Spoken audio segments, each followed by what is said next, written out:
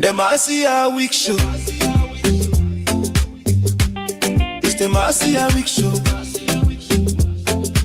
From Barbados to Africa, voices unite. Educate minds, elevate sight. It's the Marcia Week Show. It's the Marcia Week Show. From Barbados to Africa, voices unite. Educate minds, elevate sight. It's the Marcia Week Show. Talk truth, build roots, stories unfold. Motivate change, mobilize is the mode, that's the MR code. Hey! We growing, we know it.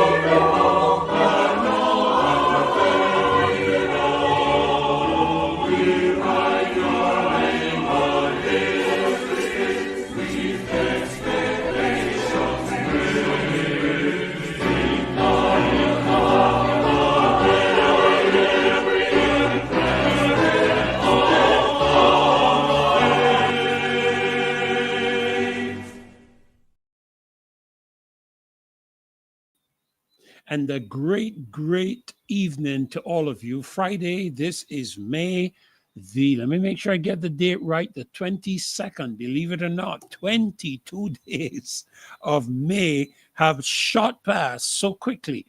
And we are racing toward the end of May, the beginning of June, which they tell me is the start of the hurricane season. So we're going to be keeping our eyes open during this time, and to ensure that we are not threatened or struck or impacted by any systems coming across the Atlantic, okay? And it's looking reasonably good, but that's another subject for another time this evening. So welcome to all of you, the loyal opposition, every single one of you, to so many by name. And I have a packed program this evening, so forgive me if I don't go through with each one of you individually, which I love to do. And of course, Marcia does so well. And, every single one of you, but you are important to us. Every individual is important to us. And, we thank you so very much for being here with us tonight and on the show. Of course, we would like you to like and share, and especially on the YouTube, and of course on Facebook as well. But on YouTube, where the algorithms will pick the show up a lot better, a lot quicker, and make it available to so many other viewers. We want to be very positive about our country. Our country is a great country, a beautiful country. And as a matter of fact, let us make that pledge that we always do, to our country. This is our national pledge. You heard our national anthem, and now I invite you to join me in making a commitment to our country. And this is so important because this is our sovereign land. And so this evening, we pledge allegiance to our country, Barbados, and to our flag, to uphold and defend their honor, and by my living, our living, to do credit to our nation wherever we go. It's important to me that we share that pledge with you as often as we can to help us remember as a people that our country is paramount and foremost important in our eyes, and not only in our eyes, but in the eyes of the Lord. And of course, you would expect to hear some aspect of Christianity from me. I am a Christian minister. I am a man of God, and I thank him for the opportunity to be able to share in this environment and to stand for what is righteousness, justice, and truth. So welcome to the Marcia Week show this evening. We have a few what we would call community announcements to make, some housekeeping that we want to share with you this evening. So let me get straight into that. As you know, very often here on the Marcia Week show, we assist persons that are in need. And we do have a couple of persons that are in need this evening. And as a loyal opposition, and as the Marcia Week show, we want to take this opportunity to invite you to help assist these persons that are in need. Of course, I have had my own experiences with people who have sought government assistance and who have called us and who we're talking with, and they're just so frustrated because it's either unavailable for not it takes a long time to come, they can't get through, a whole lot of different issues that one would not expect that the area of government that would assist people who are in need would really be encountering and engaging. So we as the loyal opposition take it very seriously to be able to assist those in our community. And this evening, we have a couple of areas that we would like to ask your assistance with. And of course, if you can help, we ask you to give Marcia a call at 236-7000, 236-7000, and let her know what you can do, what you're able to contribute and to assist with. We have a gentleman who I believe some time ago from Britain's Hill, he's seeking assistance after some stones were thrown at his home, breaking his windows. And from what I observe, he is a physically challenged individual, and the damage to the windows is approximately $750. And we're trying to raise those funds to assist him in the purchasing of those windows. And of course, if you know anyone that can help with the installation of the ORAN windows, it's a ORAN window that was broken. Again, give Marcia a call. If you're able to contribute in any way, please give her a call, 236-7000. He's looking to try to raise that $750 to put his windows back in after they were damaged and shattered by someone reportedly throwing at his home and breaking several windows. We also have a request coming in from a young man. Now listen, we talk a lot about young people, and of course we talk a lot about young men. And our country has already seen the death, the murder, the loss of 20-some young men. And so when we get a call for assistance for some young men or a young man or whoever it is, we want to be able to respond. We do have a young man who he really wants to turn his life around. He wants to get back in the right environment. You know, he wants to try to get back out to church, wherever that is. He wants to be able to, to turn his life around. And unfortunately, he doesn't have the clothing that he feels is the appropriate clothing for him to be able to do that. And so we're asking for your assistance in helping to provide him with a pair of shoes. He just needs one pair of shoes, at least right now, and a pair of pants. And the size of the shoes, 7.5, the pants size 29. If you can do anything to help, either this gentleman that you're seeing on the screen with that benevolent appeal there for that disabled gentleman with the windows, and also for this young man seeking clothing and shoes, whatever you can do to help, please, let's help this young man. Let's help this physically disabled gentleman, that we can show that our country still has a commitment to each other in this nation. The Prime Minister doesn't have to call that. We as a people, really, I don't think we've ever lost that. I don't think we ever have. And it's really great that here on the show we can help persons who are in need. So give Marcia a call, 236-7000, and any one of you that you're able to assist, we would really, really appreciate it, especially for this young man as well. We have lost several of them at the beginning of this year. There's always an attempt in our community to cry down young people, to cry down young men, and to talk so negatively about them. Yes, there are some that are not the best. And I'm being very cautious with my words there. There's some that are not the best. There's some that have come from some very difficult homes, very difficult environment areas, and some have gone through horrific. If you hear some of the stories that we hear, some have gone through horrific personal experiences, and as a result of that, they've become the kind of people that we're seeing today. And this is something that we really want to see turned around in our country. All right, so please, if you can assist, give Marcia a call. The gentleman with the windows, Dave has it up there, $750, and then of course the young man. And speaking of helping and assisting, that's okay, Dave, you can put it back up. This weekend, the church community celebrates Pentecost Sunday. And, we've been critical of the church. We've been speaking about the church. We've been challenging the church here on this program. Apostle Scantlebury has been very challenging to the church in terms of taking up the mantle and standing up for righteousness, justice, and truth.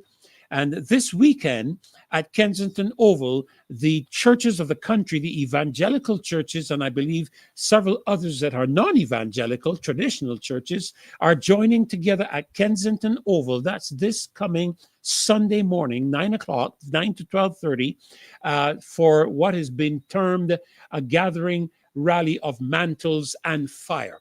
And they're going to be, as it's shown, a unified grouping to deal with the nation's issues. They'll be addressing a number of those aspects. We'll be praying for our nation, which is our primary responsibility as the church, to pray for those in authority, that we can lead peaceful and quiet lives, pray for the success of this nation. One of the things that God says in the book of 2 Chronicles, I believe it is, he says that we should pray for the city wherein we have been carried. And as you know, we've been brought, our ancestors have been brought from Africa, and God didn't make it a situation where you just complain and whatnot in the land that you're in. He said, pray for it, pray for the prosperity and the success of your nation, because when it prospers, you too will prosper. So that gathering will occur this Sunday, 9 o'clock at the Kensington Oval,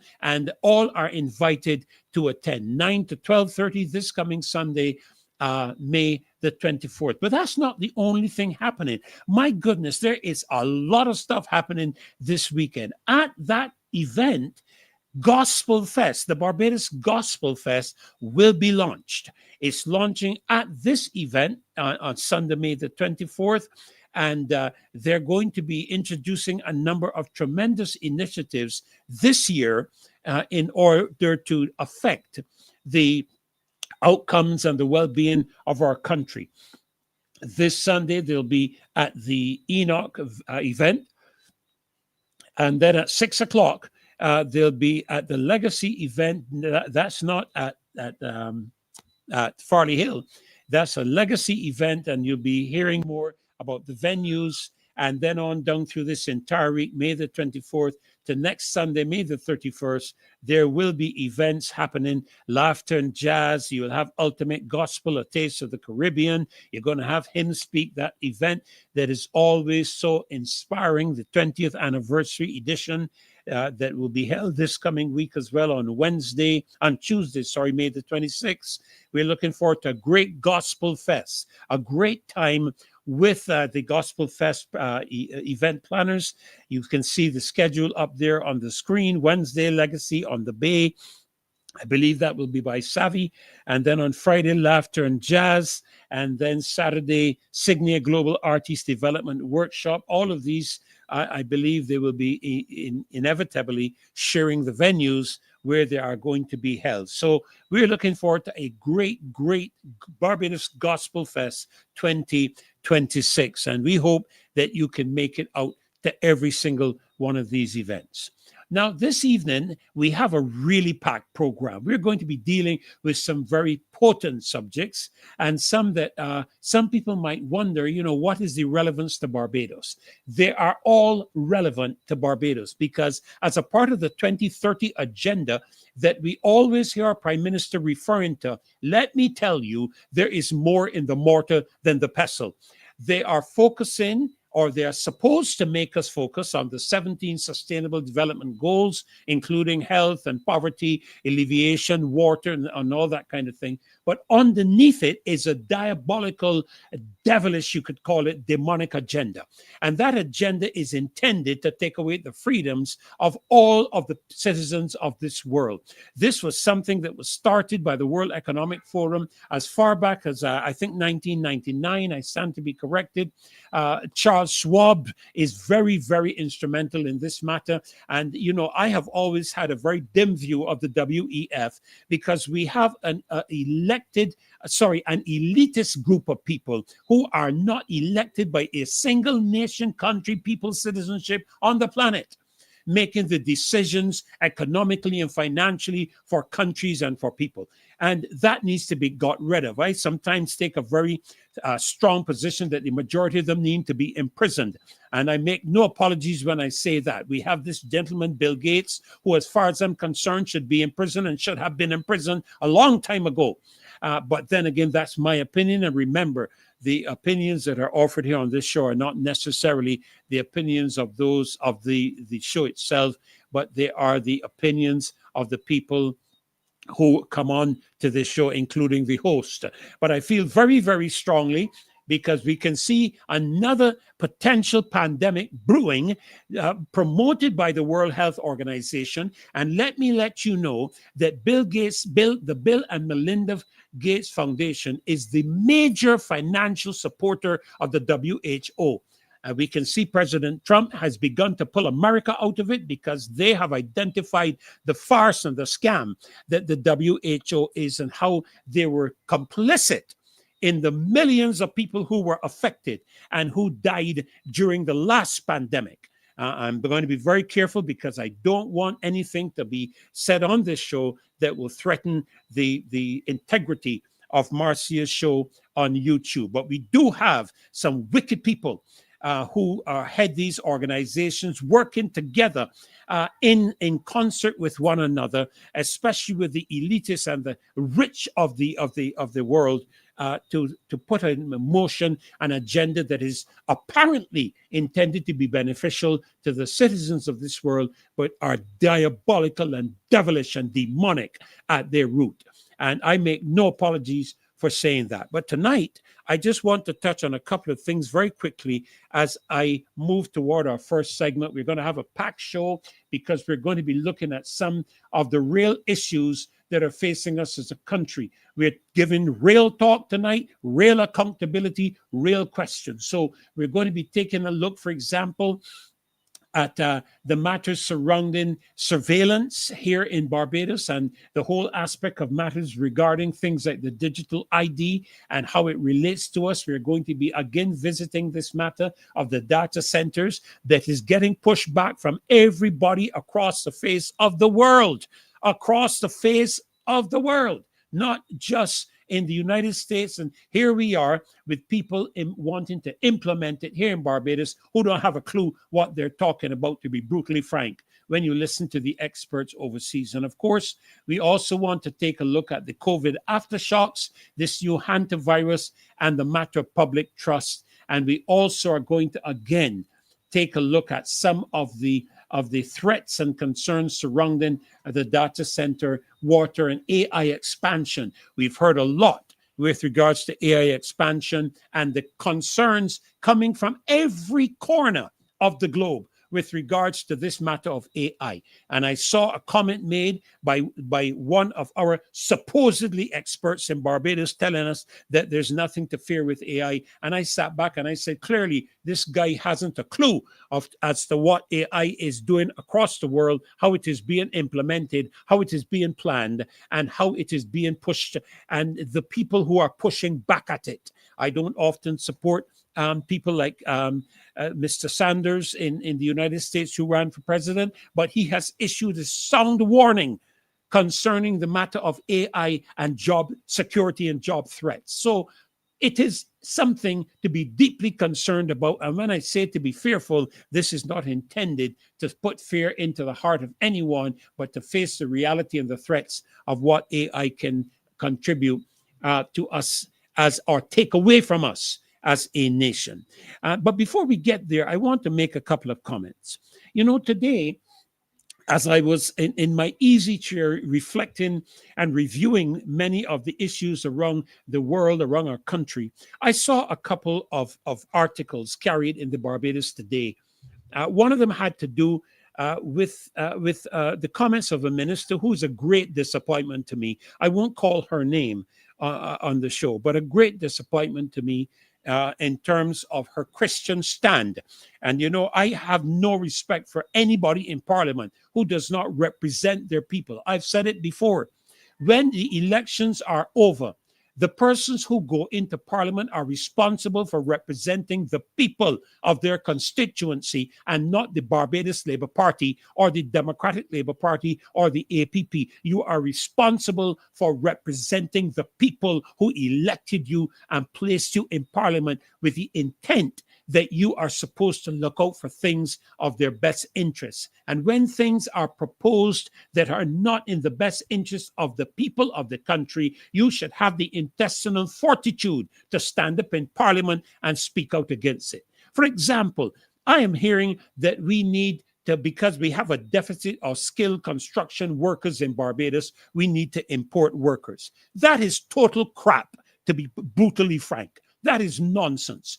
Barbados is filled with skilled construction workers and many young men who have gone to the Samuel Jackman Prescott Institute of Learning, who have practiced and who have learned many things. I know someone personally who went through a special program and was assigned to a company in the country to do some apprenticeship work. And I am thinking to myself, why would you not establish training programs, arrangements, because the Prime Minister is speaking to the private sector and others concerning getting together with the government and supporting the government and helping the government with exports. Why don't you get together and help the young men of this country who can't find a job?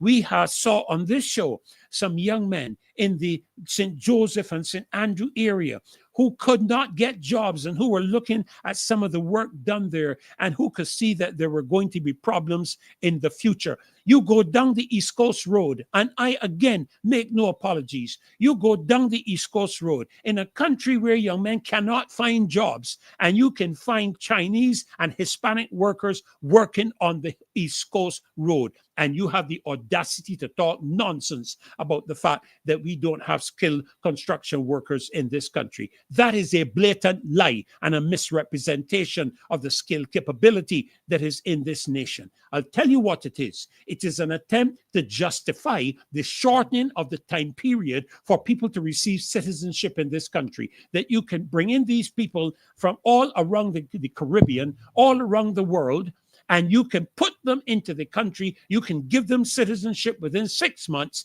and then you have all of our people walking around this country can't get a job. We should be looking after the well-being of our people first and foremost. That is the most important, or should I say, the second most important job of government, is to ensure the security as it relates to jobs and the functioning of job opportunities in the country for our young people. Instead of that, you're going to have a minister talking total nonsense, with all due respect, relating to skilled workers in this country. We have people, I pulled up alongside of a young man cutting grass on the side of the street who has had to resort to that who is a chef. He is a chef, and he cannot get a job in this country where he can display his skills and his ability in culinary. I think that's what they call it, culinary arts. And you are going to tell me we don't have skilled construction workers in Barbados. That is not true. We have them here. So let's reach out and make jobs available for them. The other thing I want to touch on very, very quickly, which I mentioned a moment ago, was the Prime Minister's plea or call to the private sector and the production, the manufacturing sector to try to, and I'm going to put it in my own words, to increase manufacturing so that Barbados can earn foreign exchange other than through tourism. Well, ma'am, you are 8 years too late. We were saying this 10 years ago. This is nothing new. You are late. You are late out of the blocks. This is something you should have addressed in your first term, not in your third. You should have addressed it in your first term, because it's important that our country does not find itself with all of its eggs in one basket, which my mother and all of our mothers taught us not to do. We always heard them say, don't put all of your eggs in one basket. That was the wise advice of our parents. And today we find our country now standing on one leg economically, tourism, and potentially a risky one. No wonder there's a standby arrangement with the International Monetary Fund, because with the country standing on one economic leg, once anything happens that threatens that, we are in duck's guts. And that will lead to a drawdown of that 260 million standby arrangement, which incidentally, 3 economists in this country, 3 of them have indicated bad idea, bad proposal, bad arrangement. 3 of them. And I tell you, we are not listening to the experts in our country. And finally, let me draw your attention to something I saw, and I couldn't believe what I was seeing. I saw an article in which the Minister of Finance is speaking to the matter of establishing a fiscal council of Barbados, a body independent of government, to assess publicly and honestly the management of the financial resources of our country, of the government. And I honest to God, started to laugh. You know why I started to laugh? You have the, I got to be careful. You have the watchmen watching themselves because you have the government appointing people to a so-called independent board, independent body that is supposed to monitor their fiscal management of the economy. So questions have to be asked. Is this the replacement for the Auditor General? Is this a replacement for the Public Accounts Committee? And if so, are these people who are appointed friends and favorites of members of the government? Or are they truly, and I saw who they are. I saw who they are, and I know several of them are associated with the government party. So don't let me get started on that. There are people who I have always admired, appreciated, and respected. But you see, I have found that our loyalty as partisan people lies more to our party than to our country. I wish to God that we would have a group of people who the government would say to the citizens of this country, you choose a group of persons, because the first persons that I would have on my team is Anthony Wood, Troy Lord, and I keep forgetting his name all the time, another economist. These are men who know the operations of the International Monetary Fund and the pressures that they can bring to bear on economics, from an economic standpoint, so that we have a transparent, independent, objective body that the government cannot sanction. And one of the first things government has to put in place, if you're going to put that kind of an entity in place, is a Freedom of Information Act, so that anything Michael Howard. Thank you, Judith. Michael is the person. Brilliant professors at the University of the West Indies who lectured and trained the very said same Minister of Finance in economics. I see no reason why we cannot have a body independent, not appointed by the government. Anybody appointed by the government is going to feel themselves beholding to the government, but they should be appointed. Find somebody else to appoint them. If you want to ask the church for help and ask the church to appoint them, the church stands ready to appoint them and put some brilliant individuals into place so that you can't fool this country and there is true transparency and accountability. I am going to end my segment there because I want to welcome my first guest this evening. And I've begun to build up such a wonderful relationship on Friday evenings with two very special guests. And I know you already know who I'm talking about in this first segment. I know you already know. So let me bring her in right away and welcome Carolyn again to this Friday evening. Marcia, I'm beginning to think that this is going to be a normal grouping of individuals for the show on Friday nights. Good evening and welcome. Good evening, Dr. Ferdinand. Thanks for that welcome. Good evening, loyal opposition. It is good to be back here another Friday night, and we are asking questions. Absolutely.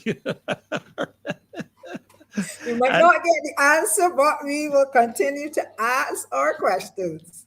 And we might not get the answers that I shouldn't even say we want, that we need, because answers should be factual and not anybody's opinion. Exactly. Well, we are going to be looking into this matter this evening, Caroline. Just before I go to that, as a matter of fact, I think this is as much a part of the whole issue in terms of how Barbados is moving forward and being seen in the international arena. As you know, Caroline, we recently had a terrible attack on a tourist, I believe around the area of Savi, I was told. I haven't heard any report on the well-being of that individual or individuals, because I understand there were two of them. And it is of deep concern, the international impact of these violent crime videos, because they are getting out there, and it does open up Barbados' economy to significant vulnerability. And as a result of that, as I mentioned a moment ago, it is very likely the government will want to draw down on that standby arrangement. They will use these kind of things as excuses. You know how it goes, Carolyn. You know how it goes, all right? But this evening, we want to look at this matter. You can make comments on what I just said. Please feel free to do so. But this evening, we want to focus for a few minutes on this matter of surveillance. We're seeing cameras all over the place, from Beijing to Barbados, safety, surveillance, and digital state. We want to take a look at these aspects as they affect Barbados. Yes, and I would just comment on the video with the persons at Savi, and it is indeed a very unfortunate situation, and we continue to spiral with the crime and the violence, and I'm hoping that at this stage that there be interventions that will work, not just lock them up, but intervention that would work for those involved, a system that would be put in place for aftercare of these people, because they seem to be pretty young. Yes. And as always, I always speak about the root. We are seeing the fruit. I want us, as I would have heard Senator Ryan Walters speaking, or Corey Greenwich speaking about not just having legislation for the perpetrators, but having legislation for those behind the scene who are funding the guns and the drugs and everything else. So I look forward to see some action, real action going forward. Absolutely, Carolyn, because the Democratic Labour Party did do, as far as I recall, a tremendous production of a matter to do with crime prevention and the bringing of crime in Barbados under control. And it would appear that the government has no respect for the opinions of anybody else other than itself, even though their opinions are not working. But as I said, that's a subject that we'll delve into probably at a future point in time. But it is the number one responsibility of a government to ensure the safety and security of its people. And, Yes. just a couple of days ago, I was having a conversation with some young men in a barbershop.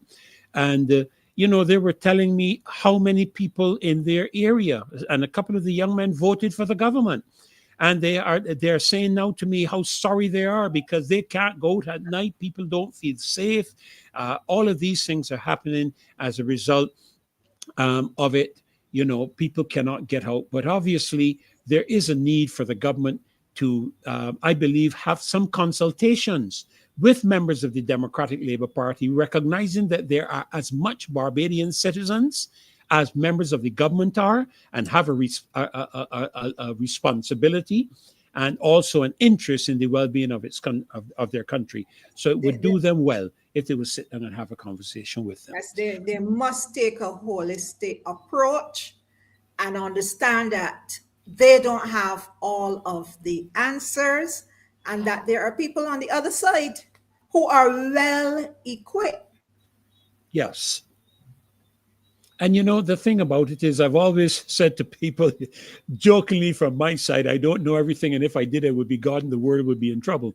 But there are people who have that kind of an attitude. They're arrogant and they're proud and they feel they know everything. And unfortunately, this is one of the main aspects of the current administration. And even as we talk about that, Carolyn, there seems to be increasing concern, not just here in Barbados, because I have been talking with people on the street and people are expressing, they are following a lot of international information because they recognize that a lot of what is happening around the world is destined to impact them here in Barbados. And one of those areas is the matter of surveillance. Now, I think you would recall during the pandemic, we saw I think it was during the pandemic, we saw some cameras mounted on Waterford Road. We saw some mounted on the highways, some mounted by the traffic lights. And some of these cameras, I am told, I'm not an expert in it, are capable, I should say, of facial Yes. recognition. But we do want to delve in a little bit to this matter of surveillance. And of course, we know how predominant it is in China. I understand China has over 600,000 cameras all over China with facial recognition technology. And then, of course, Carolyn, with all of this information to do with AI, and I'm sure you've been following it, there are increasing concerns about the lack of regulation and monitoring of the development of AI. Your thoughts? Yes. When we look at it, there are many questions when it comes to bear on this particular topic. Of course, the question of one big question is who is behind all of this? Who is really behind it? Questions like, who is guarding the guard? What is it that they are looking for? Is it our safety or is it something else? Is it something additional? What are the implications? What are the implications for us? So all of these are questions that we would have, we need answers to. These are questions that we need answers. And how does it impact the privacy aspect of individuals? There must be questions with regards to the privacy concerns of people, and of course, as we started to discuss, I believe last week and the week before, the whole matter of data centers. Who is guarding the information there? Who is going to be able to access that information, and what legal parameters are in place to prevent the abuse of all of this information. Who will have the oversight? What information will be collected? What happens if there is, a problem? How does that, how will it affect us? Who is gathering the information? Correct. What is it used for? If we say surveillance is for our safety and to prevent crime, how far does that go? And at what stage does it become personal surveillance? And what will that mean? What will that mean for us? Well, as you know, Carolyn, the expansion of any surveillance infrastructure, of course, this is happening globally. It's not theoretical or conspiracy theory at all. This is actually happening, and it's observable across democracies and across authoritarian countries. But the critical issue is not just the cameras. The real critical issue lies in the data that is collected. How is it integrated? How is it stored? And who governs it? These are questions that need to be answered, because when one looks at what you could call the Chinese example, one can see that there is a significant risk involved for the citizens as it relates to this data information. Just today, I watched a video of a Chinese man in an interview, and he was making the point that you cannot carry out any activity in China today without a digital ID, and that every single transaction you carry out, every one of them, is governed, or should I say, monitored by the government and strictly enforced by the government. What kind of regulations are going to be put in place in terms of the legal requirements? Will a judge or magistrate be required to sign off on what you call them again, the warrants for information? What kind of legislative aspect is going to be incorporated in the matter? The Chinese, they would have presented the system, the monitoring system, the surveillance, as a means of improving safety and things like reducing crime and increasing order and efficiency. These are the things that they would have said this system is going to do all of that. But amidst that, the questions are asked: is this a means of tracking citizens? Are we now tracking citizens? Because we are looking at things like face recognition. Will they be tracking us where we go, every move? Are they tracking our behaviors, monitoring where we go and who we socialize with, and finally, will they be doing all of this and getting centralized control? And as you mentioned, the digital ID, how does this link up, or does this link up? with the digital ID?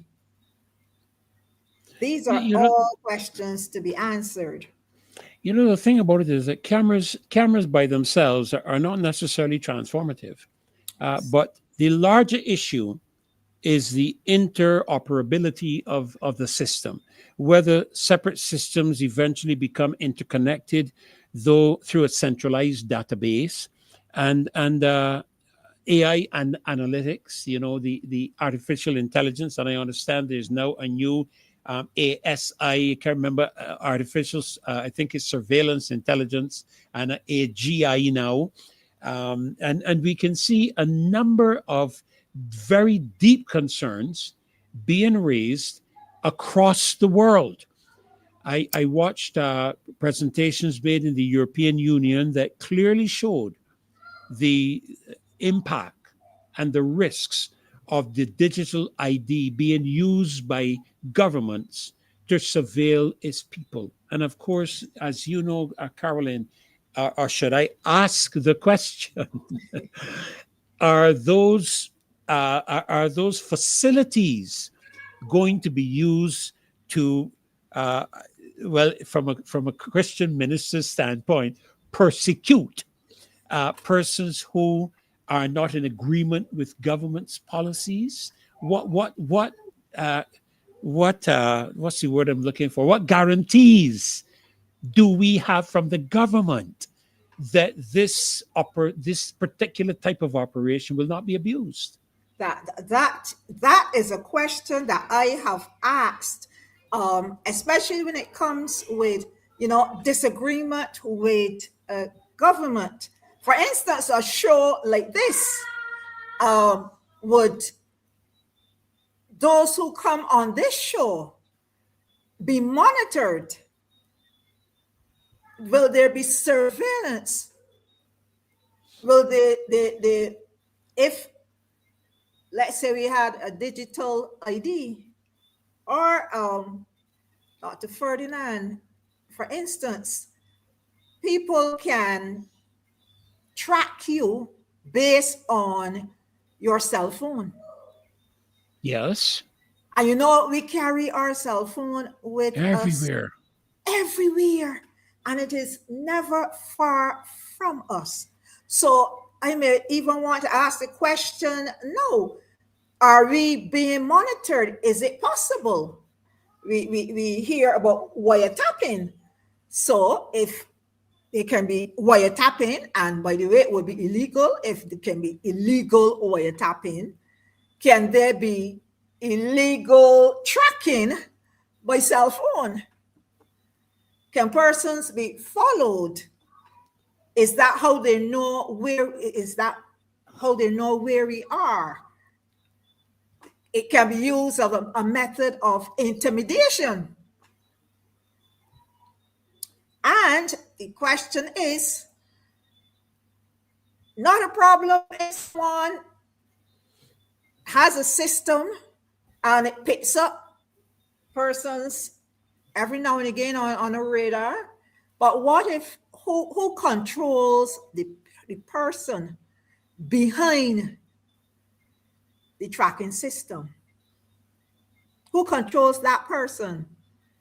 I may have a friend that wants some information on X, and they know, hey, you are working in this area. My question would be, would the persons working in the area would it be confidential? Or will they be out there mingling and mixing with all of this information, all the conversations they might have heard, and whatever else, mixing with the regular population? Will there be stipulations? The privacy, whatever. So it can open up a can of worms. And then they are saying, okay, this is for your safety. This is to detect the criminals. Yet, and I'll say yet, in Barbados, crime remains high. We were told by the Commissioner of Police, we know who you are, pertaining to the criminals. So I believe him. I believe him. So if you know, that means you have some means of finding out who persons are. But my question would be, did it lead to an arrest? So if the system is for our safety and tracking the criminals and crime and everything else, and we have a perfect example in Barbados, we had a crime and we are told, I know who you are. But yet we don't. We don't see any What is the arrest. purpose? What is the real purpose of the system?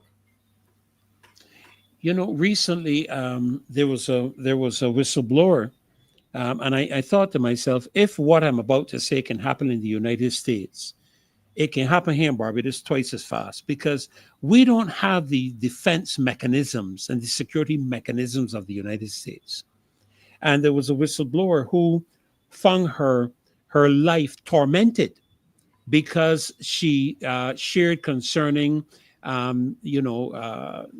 irregular activity within the context of her operation, her office, and a company, and the government office, only for the person who in a supervisory position who she's supposed to report to go back and tell the person who she reported on that she reported on them. And that was in the United States. What do you think would happen here in Barbados? So when we start to talk about modernizing the digital infrastructure here in Barbados, the important policy question that we have to ask is, there going to be sufficiently robust legal safeguards?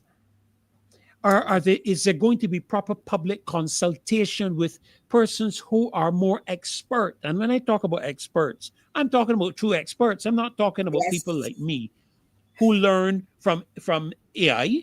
I'm talking about people who have studied this, who have made this their profession, their passion. This is what they do. I think the first person that comes to my mind is, I think his name is his name Neil Harper? I hope I have the name right.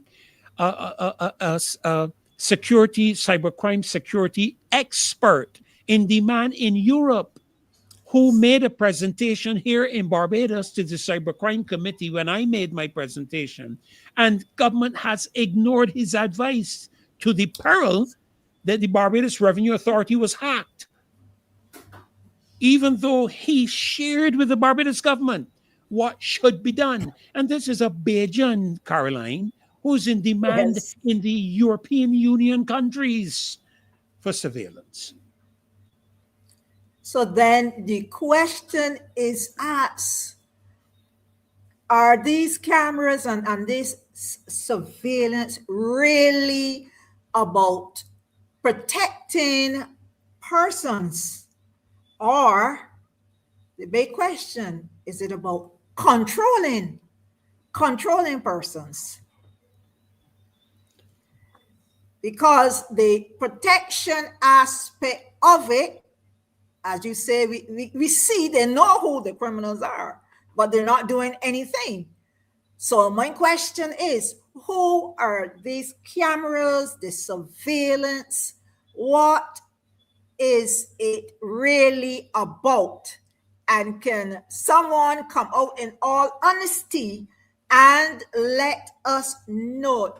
There are mass cameras all over, and this is 166 square miles, St. James and St. Peter, St. Philip, they're all there. And as you said, after COVID, or when we were locked down in COVID, the opportunity was taken to put them up. And again, I wonder, why did you have to wait to put them up at that particular time? Was that the period of reset? When we emerge out of COVID, we emerge into a different world. We were now, we came from lockdown, and now we came into surveillance.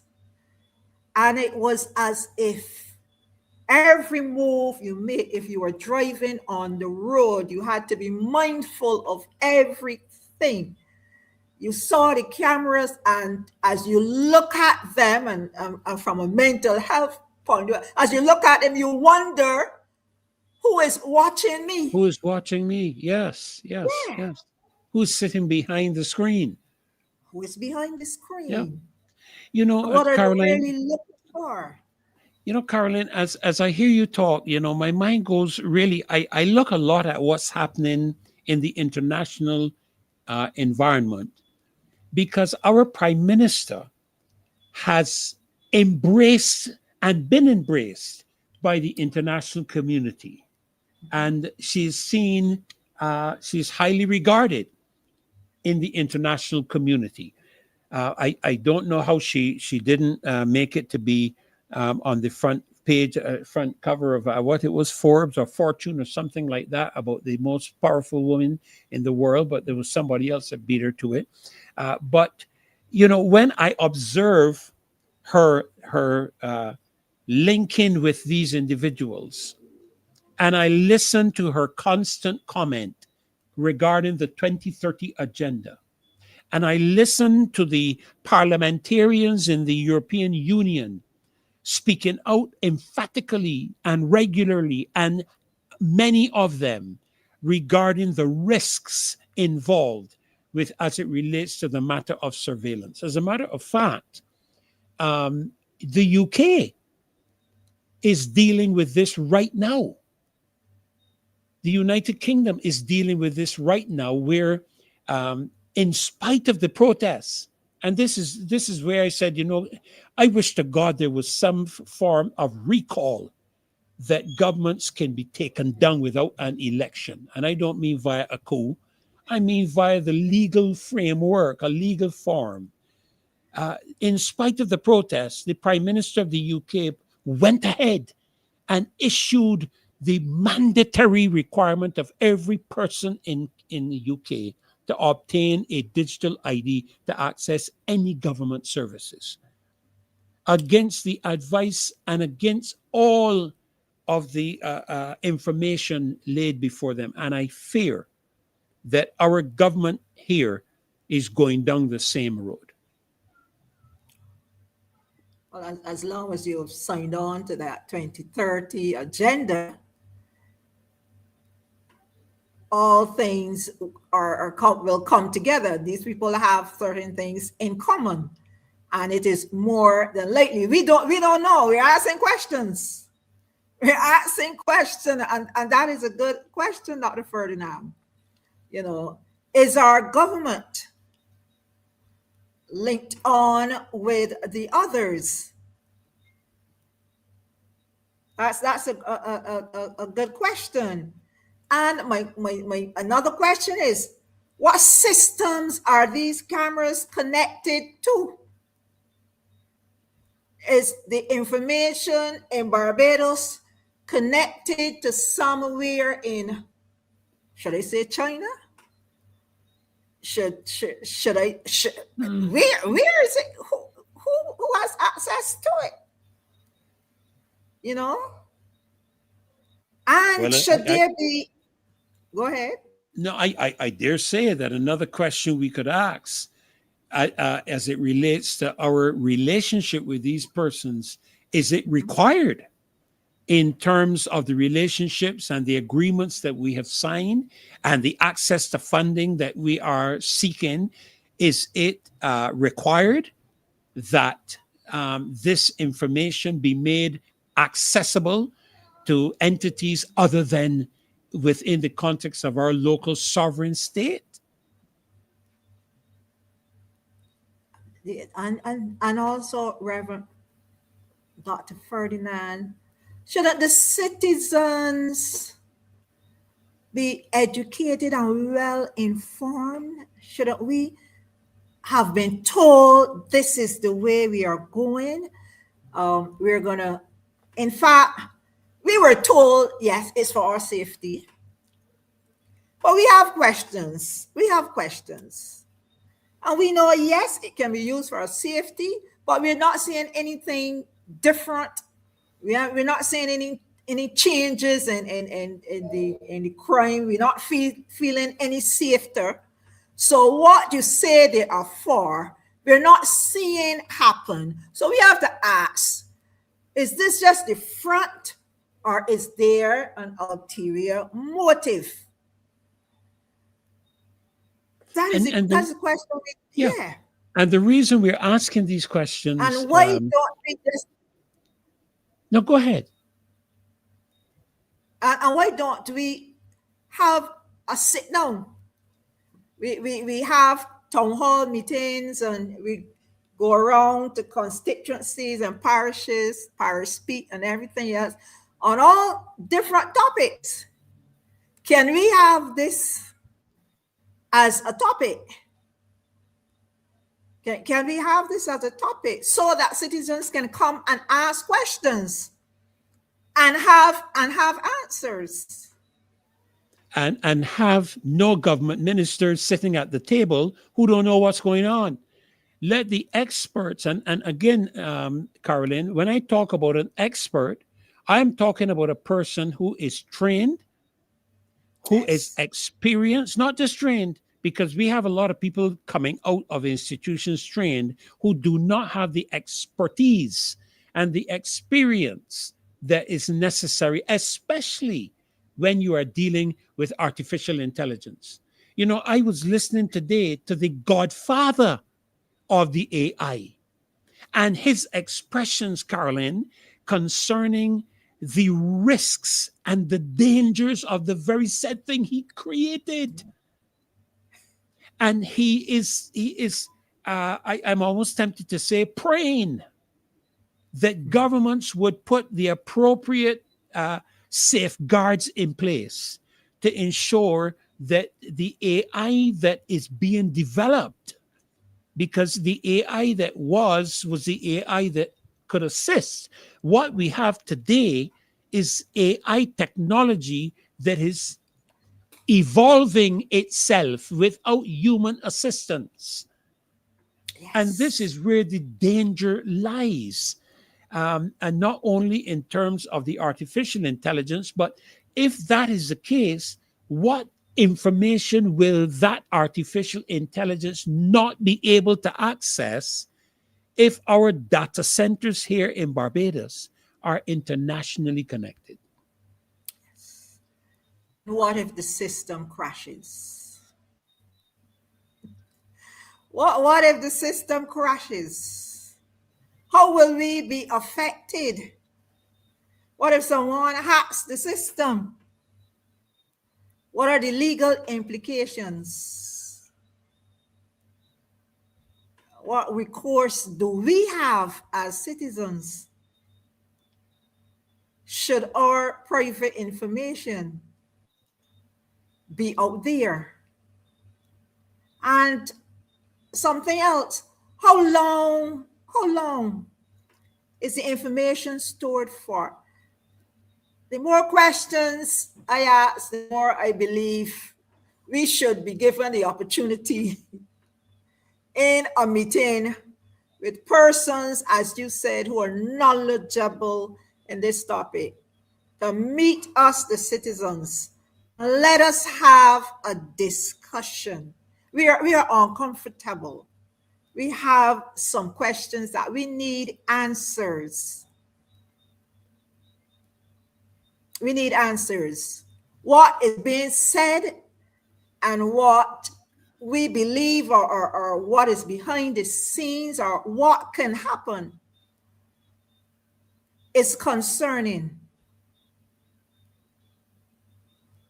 And the reason for the surveillance, we are not seeing the results. If we are saying we have these cameras up to reduce crime, to make it safer for you, that has not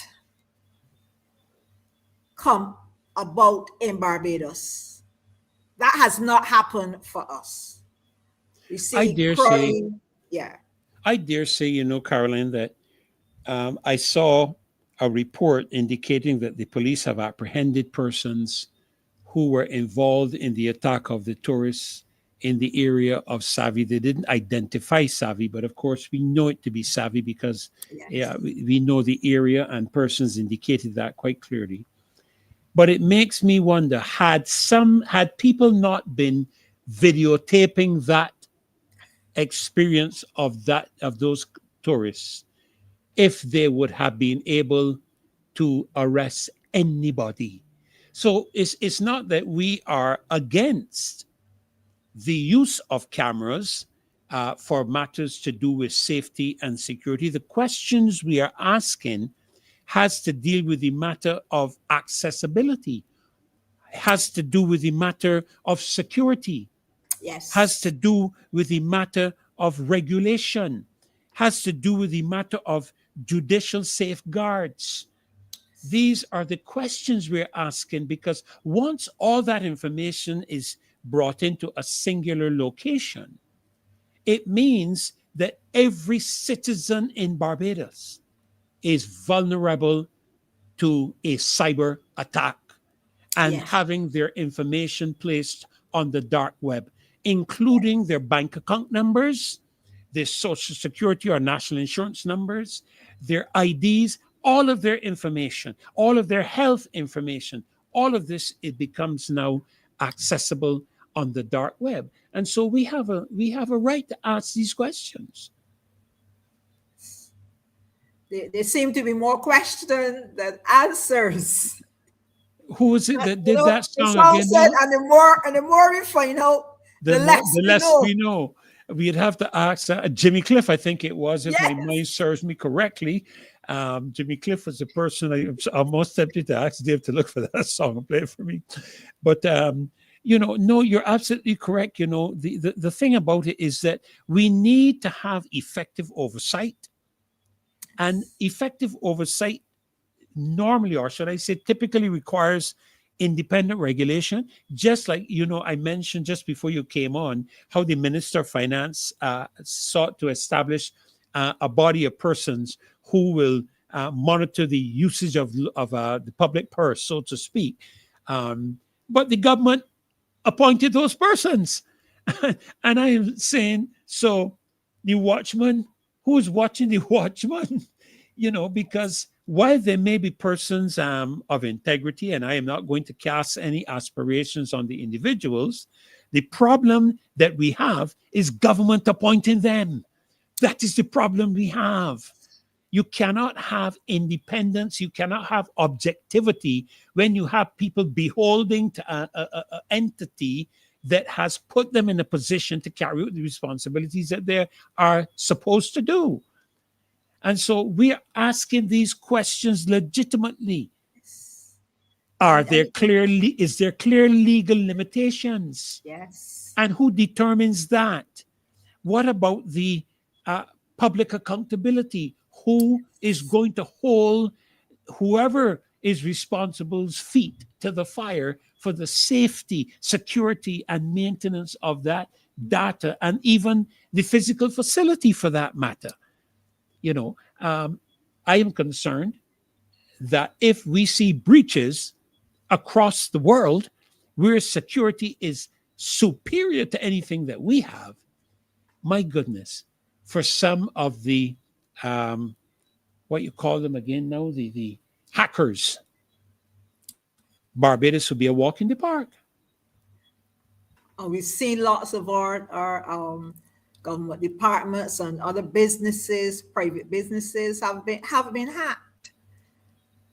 But And go ahead, please. Go ahead. And you know what is more concerning? We are a very small country, and everyone knows everybody. And can you imagine? Can you imagine? And I will use myself. I'm working there, and I'm checking the cameras and everything, and then I see Dr. Ferdinand, and hey, I know him. And you see Dr. Ferdinand somewhere where he shouldn't be, and in a car that he shouldn't be in, and with somebody that he shouldn't be with. And I now have that information. And knowing how often we have been described as being gypsy, it now leads to the privacy of that information that you have now seen, you know, so that Carolyn might turn then to Dave and say, hey, you know who I see on the thing yesterday, and you know where he was, and you know who he was with. Yes. And there goes all of our privacy. All. Are there things in place to prevent that? Or will a certain set of persons have all the information on everyone else in their circle for their purpose? While the criminals are walking around free. Yes. And if criminals are attached, God forbid, to any of these persons, the necessary tip off, hey, they're on to you. Well, you Do see, X or don't do Y. You know, the thing is about it, and I wanted, this just flows right into the actual next segment, you know, Carolyn, to do with this lady, Erin Brockovich. I don't know if you've been following information with her versus what we call big tech and the data centers and matters to do with water and air expansion. And, you know, someone is asking me if I'm disputing the scriptures. Absolutely not. We know these things are destined to happen. But because something is destined to happen doesn't mean that we should not be standing up for the aspects of righteousness, justice, and truth.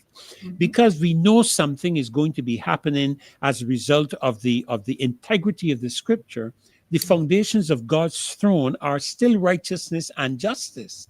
So that while those things may be being carried out as a result of what we would call in my field prophecy, there is still the responsibility of us as representatives of the government of God to be able to treat two matters that are in the best interest of the citizens of this country, knowing that the earth is the Lord's, the fullness thereof, and all the people that dwell in it. So we have that responsibility. So it's not a matter really of disputing the scriptures. It's a matter of carrying out the role that as loyal citizens, as people who should stand for truth and justice, is required because nobody else is going to do it. Clearly, government is seen across the world to be the purveyors of lies and misinformation. We saw that throughout the pandemic. But this brings us... Go ahead, please. We are told, yes, that, and if we're looking at a Christian aspect, that, you know, we will have all of this crime and violence and everything else in the last days. Yeah. But we are also told we are to pray for our governments, that we will live peaceable lives. So we have to get involved. We have to involved, asking questions as much as is possible. We know we cannot control certain things, but as Christians, we are still expected to pray for our governments, question them, get involved, keep them in line, stand up for justice and what is right, you know. Look out for those persons who cannot, or speak for those persons who can't speak for themselves. We're still called to do all of that. We're still called to represent the widows and the orphans in spite of what we know is going to happen. And you know, Carolyn, one of the things as a minister I've always said with pertaining to the matter of praying for our administration, the scripture never tells us how to pray. It tells us to pray. Yes. But it doesn't tell us what to pray and how to pray. Well, but it says pray that we will live peaceable lives. That is what it says. So we pray what is necessary for that to be the outcome, the peaceful and godly lives. Even if it means, and you know, I've said in some forums and people get upset with me, David prayed for God to kill his enemies, you know. I don't know if everybody reads the Psalms like I do, but he prayed for God to kill his enemies. And I will not hesitate to ask God to remove an administration that is persecuting the people. But inevitably, I have to submit to the fact that he is sovereign and he has greater knowledge than I do. But he does tell me to make my petitions known to him, Known. and we Yes. leave Yes. it in his hands. That is Yes. He all has we the can final do. say. He He has has the the final final say. say. Yes. And Yeah. I believe, and I truly believe that at this particular point in time, he's getting ready to do some things. Now, I am not going to get into the theology and religiosity in the program, but this lady that I mentioned a moment ago, Erin Brockovich, she is an American consumer advocate and an environmental activist, and she is best known for her instrumental role in building a landmark 1993 case against the Pacific Gas and Electric Company for contaminating drinking water in Hinckley in California. As a result of it, Carolyn, the community won a $333 million lawsuit against the government as a result of her work. And she is is campaigning against AI data center Mhm. expansion. Mhm. And so there are questions that we have to ask when it comes to big tech and water. And who pays the price? What are the program objectives of this operation? And so in this segment, we want to look at the growing international backlash against large AI powered data centers and ask whether Barbados and the Caribbean are fully prepared for the environmental, economic, technological, and governance implications associated with what can be referred to as a rapidly expanding industry. You know, I come in the automotive industry. I come from the automotive background.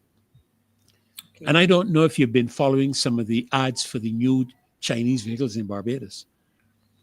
But you Yes. know, almost 90+% of those cars can drive themselves. They don't need you, you know. The other day, my daughter has a little Nissan Kick. And the other day, this is no joke, Carolyn. I am going across out there by St. David's. I'm going across that long street that brings you back out to the road that takes you down by Sky Mall. And there was a man walking on the left side of the road and a vehicle coming up. I could easily get through, no problems. Would you believe that that car automatically slammed on the brakes and stopped that vehicle? And I had no say in the matter. Now, if that can happen, Carolyn, with a car, what is the risk with these data centers? Dr. Ferdinand, I would further ask you a question. If that can happen, can a vehicle be controlled to smashing a pole and unalive an individual? But Um, I'm trying to remember the movie I watched. Um, Charles, not Charles, Bronson, not Charles Bronson. the car is the car. Yeah, the I can't remember his name, but he was driving an Aston Martin, and apparently he had a disagreement with a young man who wanted to date his daughter. Mhm. And while he was going through a tunnel, it may have been a movie, but I know it happens. It can happen. While he was going through a tunnel, they took control of the car. And Yes. I saw in Yes. another movie where they went to get a vehicle to help them pursue someone. I wouldn't Yes. call the model of the vehicle, but the guy got into the vehicle and made a call to the service center, and with a plea that his father was having a heart attack and they couldn't get the car started, and the service center started the car where it was. Or yes. Yes. And with all these cameras and they know and I I I have a gross against X or Y, and I know he or she is traveling on this road. I could cause that car to flip. Or can I cause that car to flip? We would say as, oh, that's an unusual. accident. How did they get there? Yes, yes. You know, we would ask those kind of questions, and it's mind-boggling. What has happened? Did you see that car? And the question is asked: how much of this is accidental, Oh, or yeah, yeah. can this be a setup? But you see, the thing is that when we look at what Erin is engaging, these are legitimate questions to ask, because she, in a very recent campaign launched, she's warning, Carolyn, she's warning communities across the United States who are facing serious consequences from unchecked data center expansion. And Yes. I saw Google, I think it was, looking to establish one major data center. I think it is in Texas, where, of course, there is great concern, and should be even here in Barbados, to do with things like Barbados, yes. water consumption.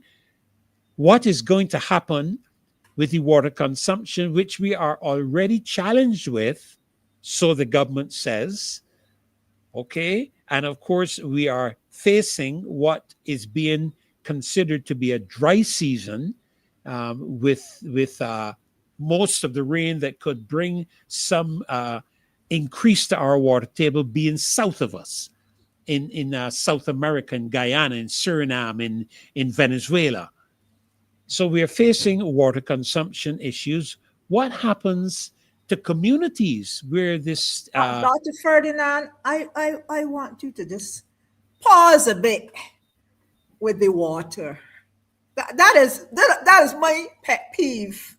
I live in St. Lucie. oh dear, oh dear. And it has been a pet peeve for a while now.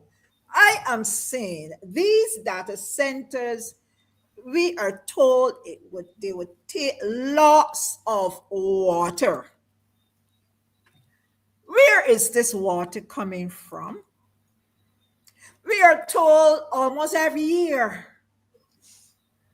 We're going into a drought. This water scarcity, low pressure. Where will we get the water from? We're told this data centers are going to use more water. Where Massive, is it massive. coming from? But do you know, Carolyn, already in terms of in the United States, now we have to look at data centers in other countries of the world to see what happens with those data centers, to know what is likely going to be the result of a data center in Barbados. But already, within the context of the area that Erin is doing her research, there have been more than 1,600 complaints from people regarding water depletion, Yes. excessive energy consumption, rising utility bills, increased noise pollution. They have concerns with regards to the environment. And she argues that governments are approving projects too quickly. Now, if in the United States, Carolyn, she has raised that concern, what about Barbados? Yes. Are we embarking on this matter just to say we are punching above our weight? Are we embarking on this matter just to say that we are moving into the 21st century? Or has careful scrutiny being given to the implications and the results of establishing a data center in Greenland? And Dr. Ferdinand, we refuse to stop the idea of having a dump there because we felt there was too much slipperage of land. Would have been on some key water courses, and we don't want the water contaminated. Maybe they're going to tap into those sources. Um, and when we know a data center is going to be some heavy equipment in an area that is known for slippage. And the reason this should concern us, Carolyn, is because it is a known fact that data centers require massive cooling systems because the servers generate Water. enormous amounts of heat. So Yes. the question arises, where then, I mean, once that water has served the purpose, we don't know if it can be recycled because you are dealing with some very delicate technology that may require consistent refreshing of the systems. And we stand to know what is happening there. But many facilities are known to consume millions of gallons of water on an annual basis. What is going to happen with that here in Barbados? And what about the pressure then on our aquifers?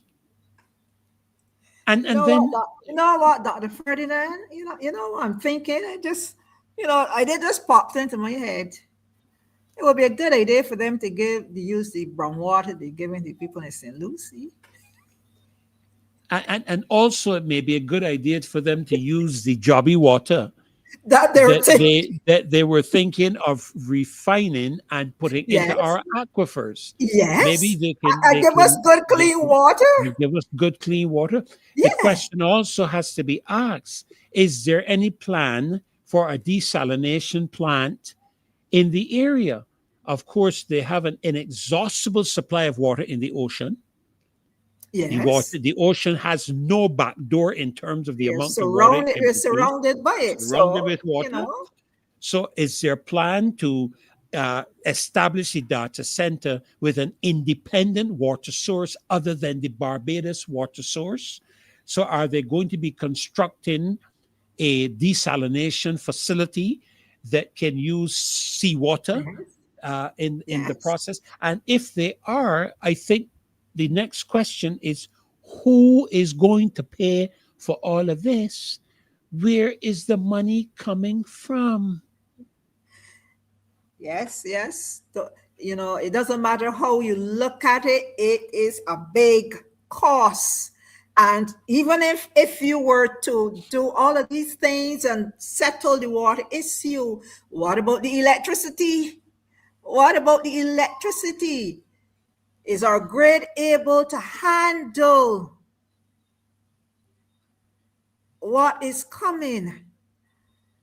How does it affect the rates? Who is going to pay? Will the citizens be the one to pay, or will government do that?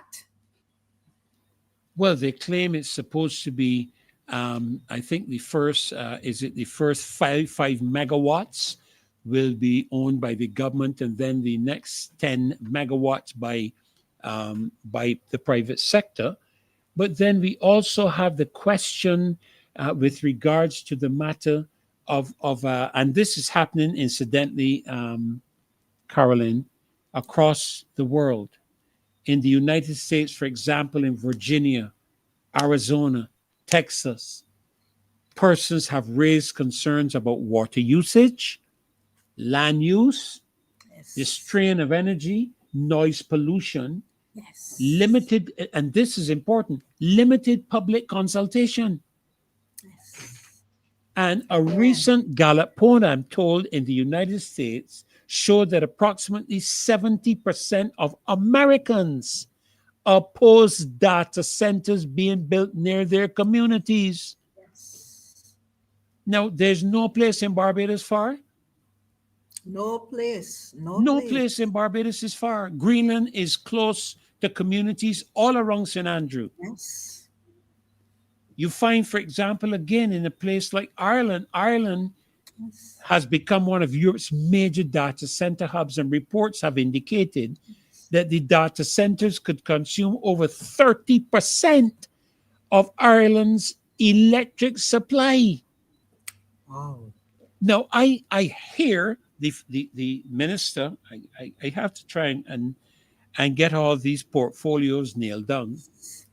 So I don't like to call names because I don't want to expose the show.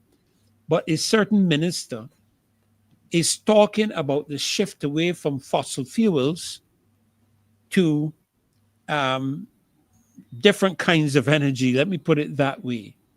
What I find amusing and almost ironic is that today in the United Kingdom, the private sector is demanding the government, because of what is going on in Europe and what is happening in the Straits of Hormuz, to re-establish the access to fossil fuels on the coast of the UK, which was shut down. And I know for a fact, and I wish I had these facts at my hand, but they're coming back to my mind. I'm going to have to try and pull a portfolio of things and keep in front of me. There was a massive solar field just shut down in the United States, one of the largest solar fields in the world, closed down in the United States because of its inability to provide the type of energy that is required.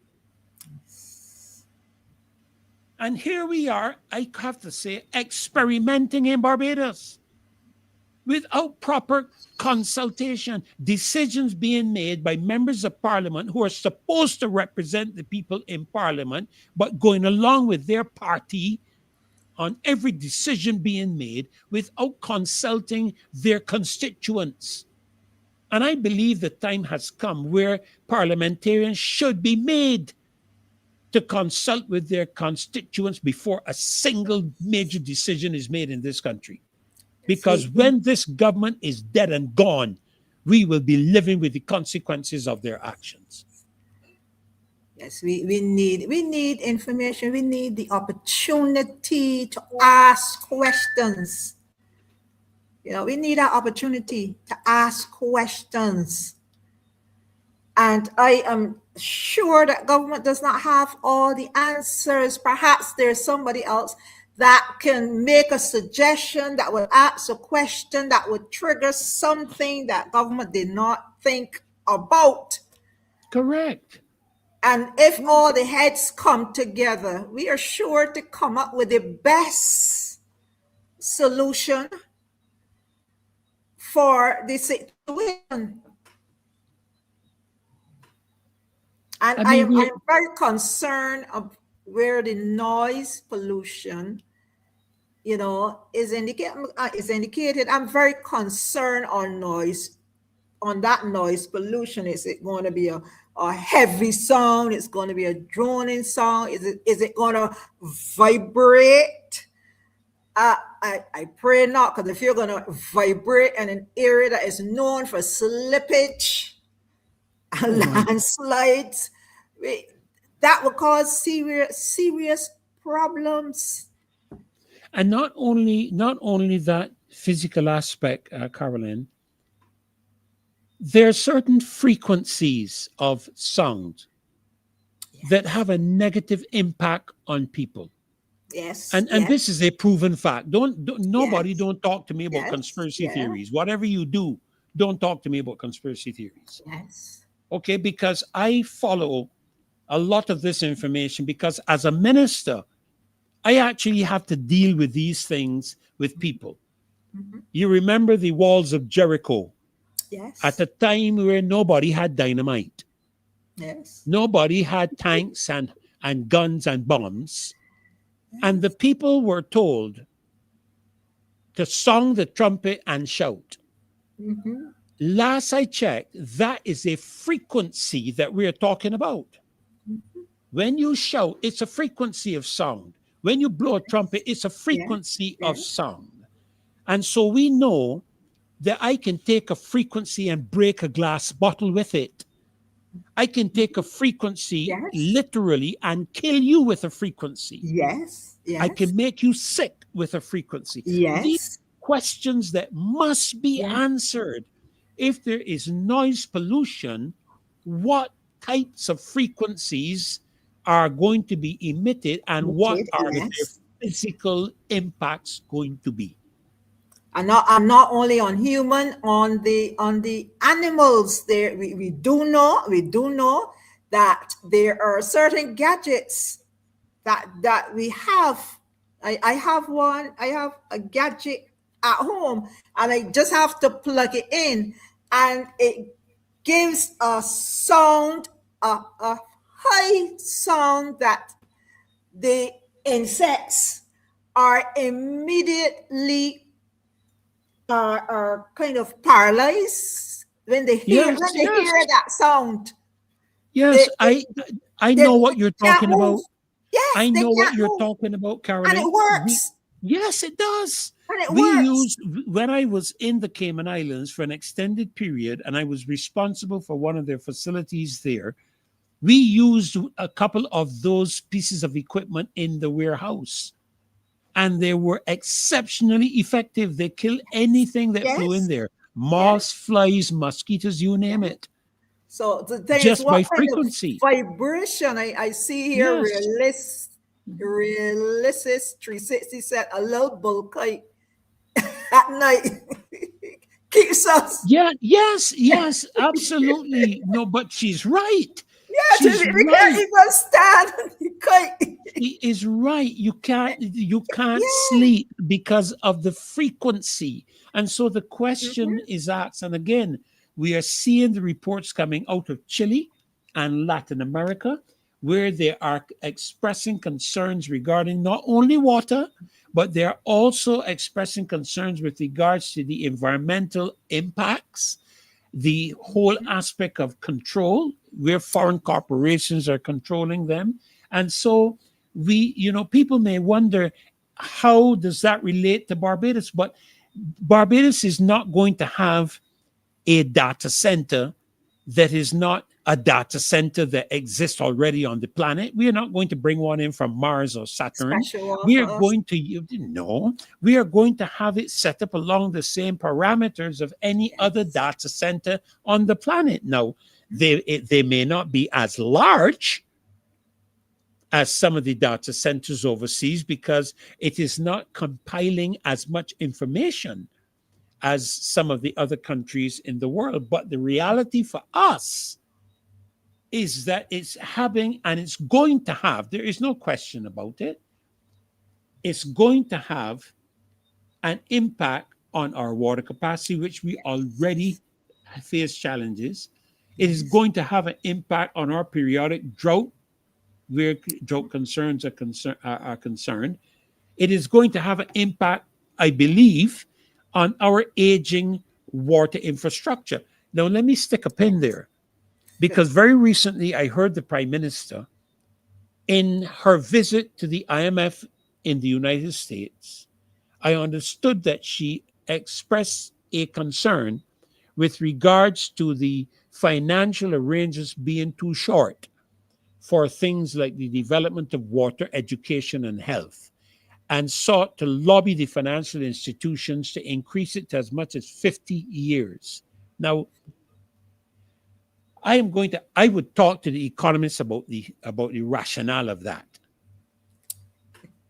But the question is going to be asked, are you then suggesting or looking to improve the water infrastructure of Barbados as a result of this activity, this data center, and Absolutely. hence how much is that money, how much money is going to be required to comprehensively overhaul the water infrastructure in Barbados? You all in St. Lucie, of all the people, can talk expertly about that. Oh And we yes. can see that government may very well be correct in terms of our aging water infrastructure. I don't think anybody would disagree with that. But by the same token, we cannot hang our hat where we cannot reach it. Exactly. And to me, the thing that troubles me, Carolyn, is my grandchildren and great grandchildren will be left saddled with massive debt. Yes. And we are all aware of the fact that it is a strategy of the World Economic Forum and the International Monetary Fund to have a stranglehold on countries through debt, especially Yes. countries that have national assets that are of value to them. And last I checked, Barbados has access to oil. People have forgotten that. And the billionaires, everyone wants to own an island. I am watching very carefully.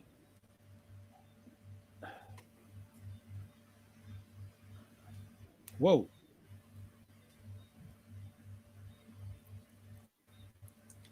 Are you still hearing me? Yes, I'm still hearing you. Okay, because we just had a power cut here. Just had a power cut, in a fraction.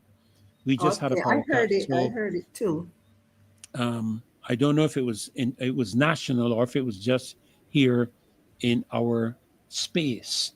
But you know, Carolyn, there's so much more that we can add where this is concerned. And you know, I've expressed the fact that these subjects, not just this one, are so deep and interwound that it's going to take a series of shows, I believe, to get all the information out there, because I think people need to be informed. But I see that we are being joined by my additional colleague and friend out of the other northern parish of Barbados. It seems to be a ganging up here of the north against the center. You all have the sea, but you don't have beaches like us. Oh, welcome to the show, Doctors. Apostle Scantlebury, welcome. Well, listen, God Reverend, bless you. great to be here with you on tonight, sir. Always good to see you and always good to be with you. And Madam Carolyn, of course, it's always good to be here on the show with you as well too. Just to let Rev know we're not ganging up on him. Okay? No, we're not. We're not. And he can keep his beach. We will not trade ours. I was just about to say on the beach, especially on the beach aspect. We're not trading ours. Yeah. I think ours is actually in high demand. That's only because people don't know about ours. Yeah. To be honest with you, I don't even think we know about ours.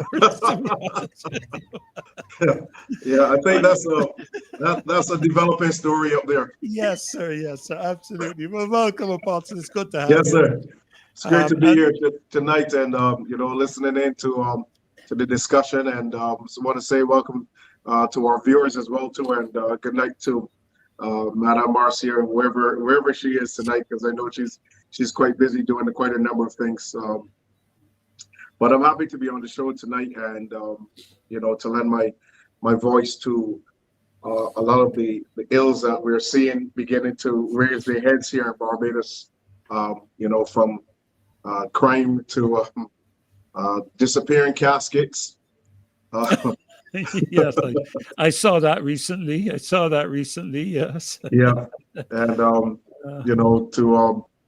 certain things that are happening here. I think one of the things I know that one of the things that must happen here in Barbados very, very quickly is an awakening. And one of the things that I want to say here tonight, Rev, is really about the position that the church in Barbados needs to take at this moment. Yes. And I think one of the biggest problems that we have for the church, and also that spills over being an asset to the enemy, is when you have church leadership that's not led by the Spirit and not moving in discernment. Okay, because that allows the enemy to feed into disruptive and distracting elements to move the body of Christ. And it is very important when we have persons that are very influential, because the church and the nation on a whole seems to like to listen to persons that are influential, not necessarily persons that are moving in wisdom. And I've noticed that, you know, and not just that it's a matter of programs and you know, following the church's normal calendar. I think sometimes when we are ready for seasonal and very kingdom-oriented change, I think that's going to happen. And I always go back and I look at the fact that in the realm of politics, one of the greatest moves by a leader of the known world at the time, one of the, I think it was call it a stroke of brilliance. But if you recall, when Joseph stood before Pharaoh, and Joseph was able to interpret the dream of Pharaoh. And this is where I say there's a need for change, because if you remember when Joseph was in Canaan, he was the dreamer. Yes. But when he got down into Egypt, his dream stopped. And the king started dreaming, and Joseph had to become the interpreter of dreams. See? So that's where we have kingdom change. A man that was formerly a dreamer, now he's the interpreter of dreams. And when he demonstrated his brilliance in interpreting, because now the king was dreaming, the king said, can we find a man in whom the Spirit of God dwells? Such a man as this to put over making sure that Egypt gets to the 7 years of plenty. They do well in the 7 years of plenty, and then they are prepared for the 7 years of drought. And he made a decision, and it probably did not go well with the political hierarchy in Egypt, but the king, the Pharaoh, knew that nobody in Egypt was at the level that Joseph was at to handle this matter. And I think Barbados has come to a point where we have to set the people in place that can handle these matters. You know, a lot of folk are saying, well, you know, who would lead the country? Who would lead the country? Who's better to lead the country? And let me just say this. There's no politician, no one who has made the ascent to office in Barbados that knew how to run a country when they got there. That's correct. Sadly. So there are individuals out there that are saying, well, there's nobody that can run the country like Mia Motley. You know, I beg to differ. There are way more brilliant people in Barbados than Mia Motley. Way more skilled, way more eloquent, better orators in our nation, people of high skill, knowledge, and wisdom and understanding. Yes. But the question is our nation ready for a radical change in taking the steps and making the turn towards our future again? And I think this is where we have to get our people ready. And I'm looking at these things over and over, and I'm going back from 2018 to 2026, and all we have seen is a downward spiral of our country. Okay, and this should say something to church leadership in Barbados and about what we do and how we go about doing what we do. I think the time to return to wisdom is very, very important. And you know, a lot of folk are telling me, you know, Apostle, you know, this is what is happening, and you know, they said we believe. You know, I even had one minister told me he believes that the Barbados Labour Party is supposed to be ruling Barbados, and I said no, I need you to go back and understand that God is the supreme leader of Barbados. I need you to, that's the first thing I need you to understand. And you don't want to look at the state of the leader. You want to look at the condition of the country, because the condition of the country tells you what type of leadership you have. So, my point that I want to make here tonight, I think the people of Barbados, and this is going to be very, very harsh, but I think there must come a point where, on some level, the people of Barbados make a decision to ask for the removal of this administration. That's my absolute honest opinion. Well, okay? funny enough, Apostle, somebody asked that question already tonight on the show in the chat, in terms of the removal of this administration, because since you mentioned just now, going back as far as 2018, coming forward to 2026, which actually leads into the segment that we want to touch on, and that is the matter of public trust. Because the whole aspect of the pandemic, and of course we have another so-called pandemic, which Dr. McCullough addressed just today. I was watching a video interview with him, and he addressed it quite sarcastically, how it started, and so on. Already planned. He has the evidence to show that it was already put in place, put in motion, planned before even the end of the last one. But certainly what we saw happen during the pandemic and now subsequently after is a significant decline of the public trust in governments, period. Yes. Because people have seen now the facts.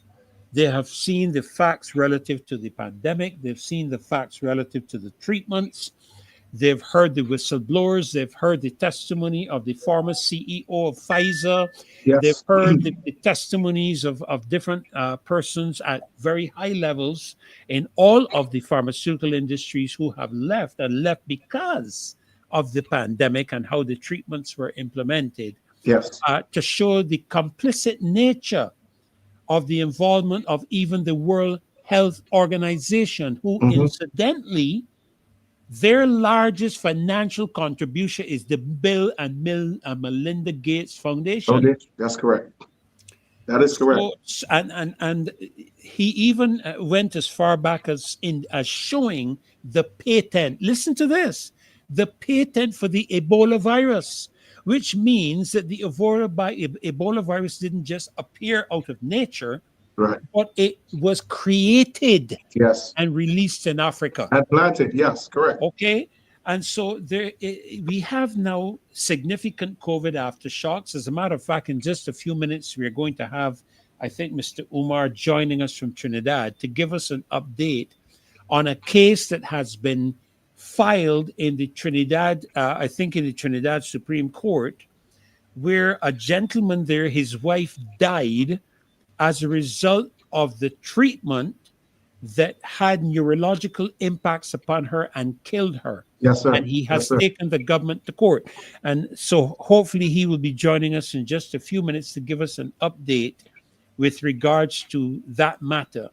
But clearly, we have a public distrust of government when it comes to matters of public health, which I assume you're touching on because you went back to 2018, which was actually just prior to the release of this virus, and continues to haunt us all the way through to 2026. We have the risk of what I listened carefully to Mr. Cedras. Mr. Cedras,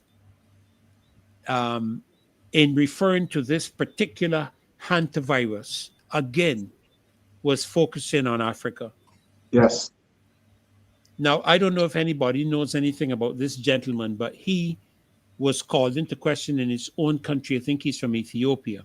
His integrity is on the line in Ethiopia. How he became the head of the World Health Organization, is anybody's guess. Right.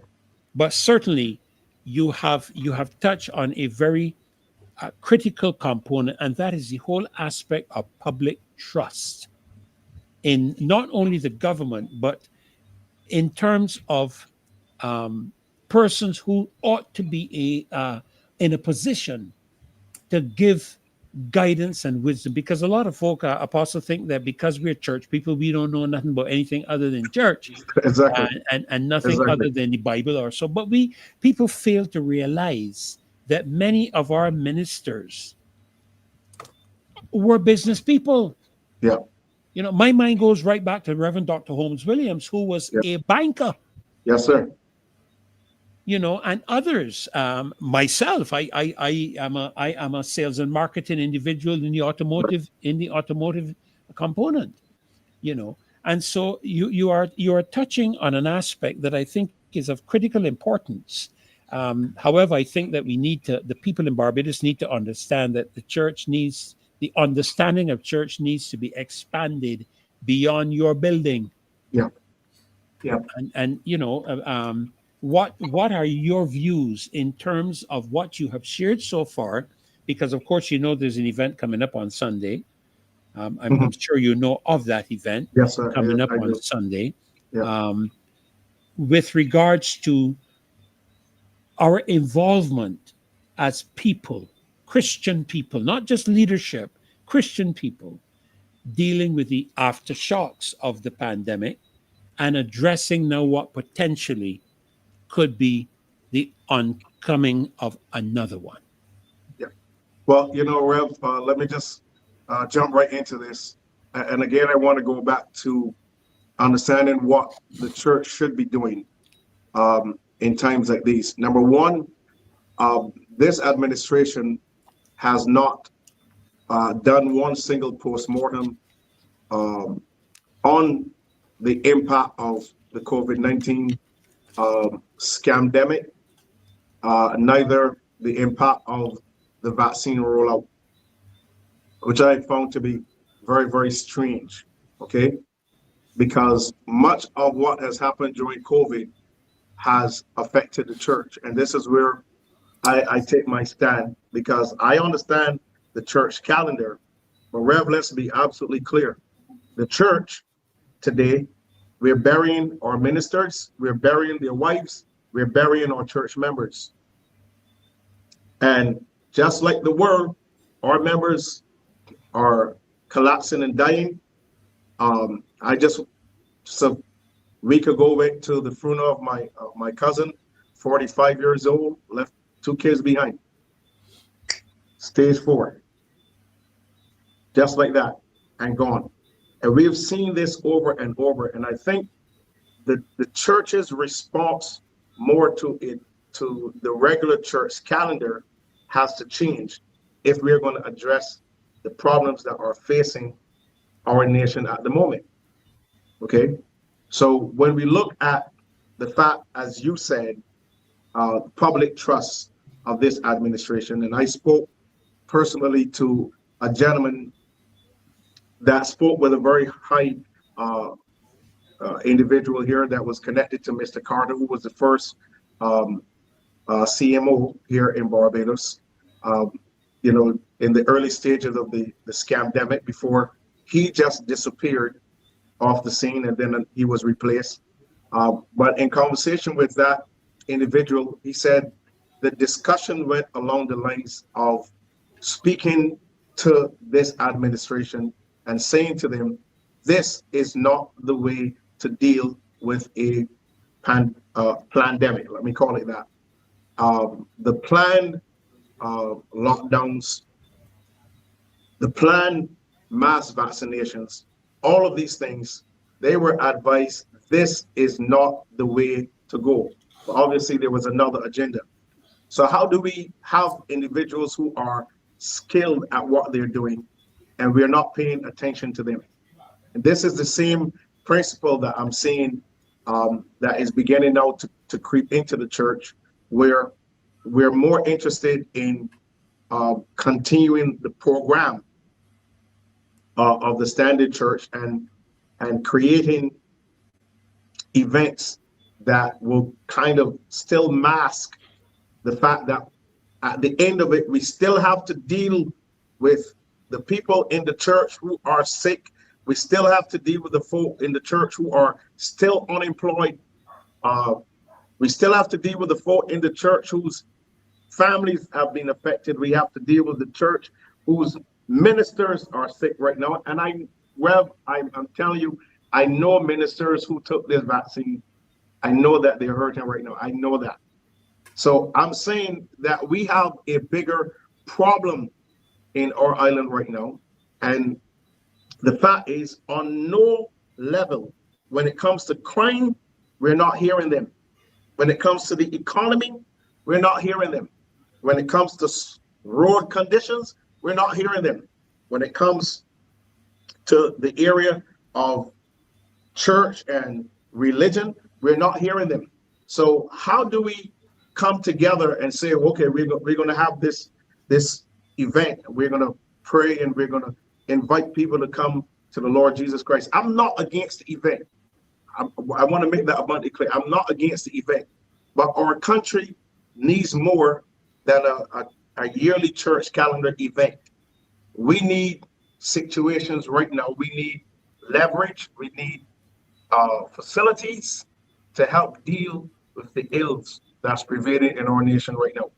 And I think the time has come for us to sit back and really, before we have events, sit and have a conversation with God about our nation and ask God to give us clear directives as what we need to be doing as the body of Christ in the nation at this time. And until we realize that we have to move by the Spirit, we have to move in wisdom, and we have to move in the power of God. We're talking kingdom, Rev, and not church. Until we have that understanding, we're still going to see much of the enemy move our nation further and further away from where it is supposed to be going, until we get a handle on whether it is demonic forces or whether it's humans that are working with the demonic world. And I'm going to tell you this, Rev, 5 caskets being stolen, that is a big message to the church from the demonic realm. You know, I can't help but agree with you, Apostle. And you know, in terms of, we need more than events. Events are fine. I have no problem, and you know, if the event is on, no problem. But we need sustained involvement, sustained contribution on an ongoing basis, not something now and then something in another year or something in another 6 months. Correct. I am tired personally of the talk. And you know, I'm a firm believer that faith without works is dead. I'm a firm believer of that. If I pray, then I believe there must be things I have to do in order to facilitate, in many instances, what I prayed about. We keep sitting down around thinking God is related to David Copperfield, I think his name was. Yes, sir. Some magician that, you know, magically waves his wand. When in truth and in fact, all of the resources that we need to do all that we need to do are available to us, and we have been given the capacity to be able to access them for the benefit and well-being of humanity. And I think until we get past the soul concept in our minds, that all we're supposed to do is to get people out of hell and into heaven, we are not going to be able to impact our communities and by extension our countries until we understand that we're not only supposed to get people to God, but a part of discipling them is to help them to understand their position, why they were born, what is their contribution, skill and development, and contribution within the context of their communities and their countries. Till we get to that point, we're not going to be able to see any proper involvement with the church. But I do have my friend Ferdinand, the church. Just before you Okay. comment, Carolyn, just let me welcome Mr. Umar Abdullah, and he's joining us from Trinidad. Good evening, Umar. A pleasure to have you on with us Good this evening. evening. Good evening to you. It's been a while. We haven't seen each other. I know, and I think you've been on a couple of times with Apostle, if I Yeah. recall. I don't know if you've ever been on with Caroline, but if you've not been, this is Caroline, and she's one of our Pleasure to big meet you. Pleasure to contributors. meet you. Nice Good meeting night. you. And it's a Good night to you, pleasure. sir. Yeah. In just a Good night. moment, Good night. It's a we're pleasure going- indeed to be here. And also, I want to say pleasant good evening to all your viewers, your listeners, wonderful. within the region and globally as well. And of course, I saw that one of your colleagues has already sent the information out that you're going to be on tonight to give us an update on this matter that is developing in Trinidad. But just before I ask you to do that, Carolyn, you were about to make a comment. So Yes. let me allow you to continue, please. I was about to make two comments. Yeah, go One, right based ahead. on what Apostle would have said, and I'm asking the question, is there a correlation between the ghost ship that is lurking Oh, yes. and And the coffins? 5 coffins that are missing? I just leave that there. Is there a correlation? I just leave that Yeah. there. Well, Yeah. I'll tell you this. We'll deal with that on another platform, Carolyn, because there are some things we can talk about. But quickly, Rev, before we hand over to you, a couple years ago, we had 4 young men who stated that they came into an agreement with the government, and they held their end of the bargain, and the government did not. Now that sent a clear message to not only those 4 young men, but to their associates, that our administration cannot be trusted. Okay, that they cannot keep their word. And this is the other part that I personally, because I know that there are groups that are very close to the church, but we had a minister that said, we know who the gang leaders are, we know who the drug dealers are, we know them, and we're going to connect with them to have a conversation. My question is, why not let the church have that conversation with them? Why not let the BEA, BXC, apostolic groups and councils that we have here in Barbados that obviously we know work together? Why not let the church meet with the drug dealers and the gang leaders? Why not let us meet with them? Why is it that they have to be seen? I mean, we can have a sit down with them, but if you really want to move towards stemming the flow of crime and violence, and you really want the involvement of the church, then our involvement cannot just be us hosting an event that you want us to do, or just praying for the nation. We have to get involved in the actual processes that will bring our nation to a sustainable place of righteousness and a sustainable place of moral increase. So I think a lot of what we are doing as the church many times is just, again, playing right into the hands of the enemy and not allowing ourselves to become proficient enough to operate on a higher level, on a higher plane of consciousness, to do the work of actually bringing change to Barbados. Well said, Apostle. Well said. And thank you for that contribution. These are very important points that you're raising. Mr. Abdullah, let me get it correct, right? Mr. Abdullah. Yes, that's my brother. We have seen, I saw it with interest today, and I was quite pleasantly surprised when Marcia sent me the message to let me know that you would be on tonight. We did see the initiation of this case. I think it's against the government in Trinidad and Tobago, by a gentleman whose wife had passed away, and I believe they have identified the cause of her death to be one of the treatments. I'm careful with my language, and as you would know, Omar, because of the algorithms on YouTube and Facebook. Yeah, yeah. And Marcia has already suffered restrictions here with the language, and so I'm always very careful to ensure that the algorithms don't pick up what it's looking for. So I just ask us to be cautious with that, because we want to make sure we protect the integrity of her show and her platform. But could you please, sir, give not an update, give us the report on this matter, and as you have seen it proceeding there in Trinidad. All right. Well, first of all, I think it would be wise and prudent to indicate that this lawsuit is not just a personal tragedy, as one may want to look at it, but it is a landmark case raising constitutional, medical, and also ethical questions in Trinidad and Tobago.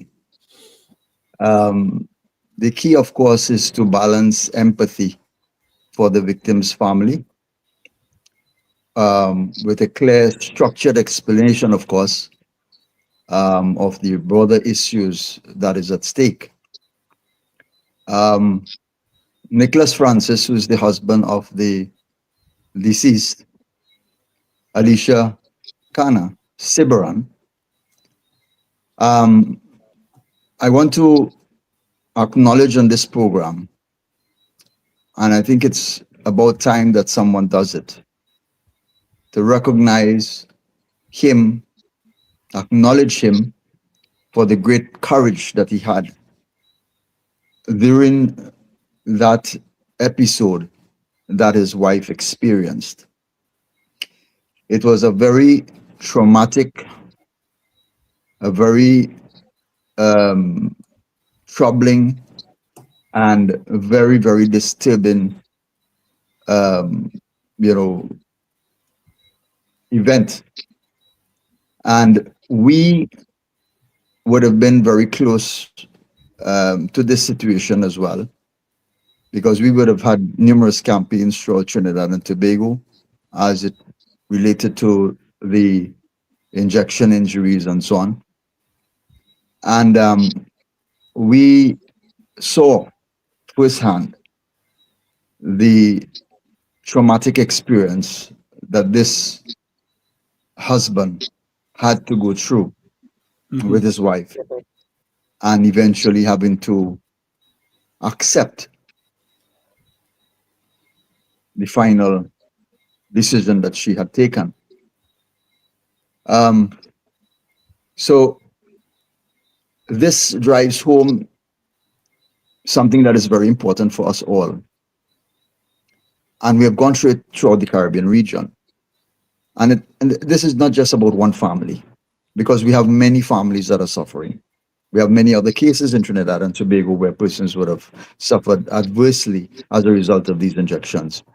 We have a young lady down in Gasparillo who would have suffered a similar fate, and she was reduced to a wheelchair. A bright young student, very, very successful in the examinations and so on. And she had to be taught, how to speak and how to correlate all over again because of this injury that she had. She's progressing fairly well, but this case, of course, is going to mean a lot for all these persons, all the workers, patients, citizens, who, of course, faced pressure under the safe zone regulations. That was a thing back in the day when COVID was according to these experts, when COVID was the thing. All right. So what exactly happened? Let us just examine it for a while, for a bit. Sibaran developed paralysis within 48 hours of a Pfizer shot. 48 hours. She was later diagnosed with transverse myelitis, and she died subsequently in May of 2023. The husband, Mr. Francis, is suing the Attorney General and the NCRHA, claiming negligence and constitutional violations. The unique aspect about this case is the fact that this is the first vaccine injury lawsuit in Trinidad and Tobago, making it, of course, a precedent, all right, which will, of course, be a welcoming, the outcome of which will be very welcoming to a number of persons who would have suffered likewise. I think some of the questions coming forward, looking at this case, would be, number one, informed consent. And we must ask the question, was consent valid if workers felt coerced by threat of unemployment? Very important question, because we all know the right of informed consent. I have the right of informed consent if a medical intervention or medical procedure or a medicine is to be administered to me. I have the right to refuse or to accept, and I cannot be taken to task for that. So that's one question. The other question surrounds the state's accountability, which is if the government mandates or pressures vaccination, does it assume liability for adverse outcomes? Because if you're doing that, then it is automatically assumed that you are going to compensate persons if they are affected adversely as a result of taking these interventions.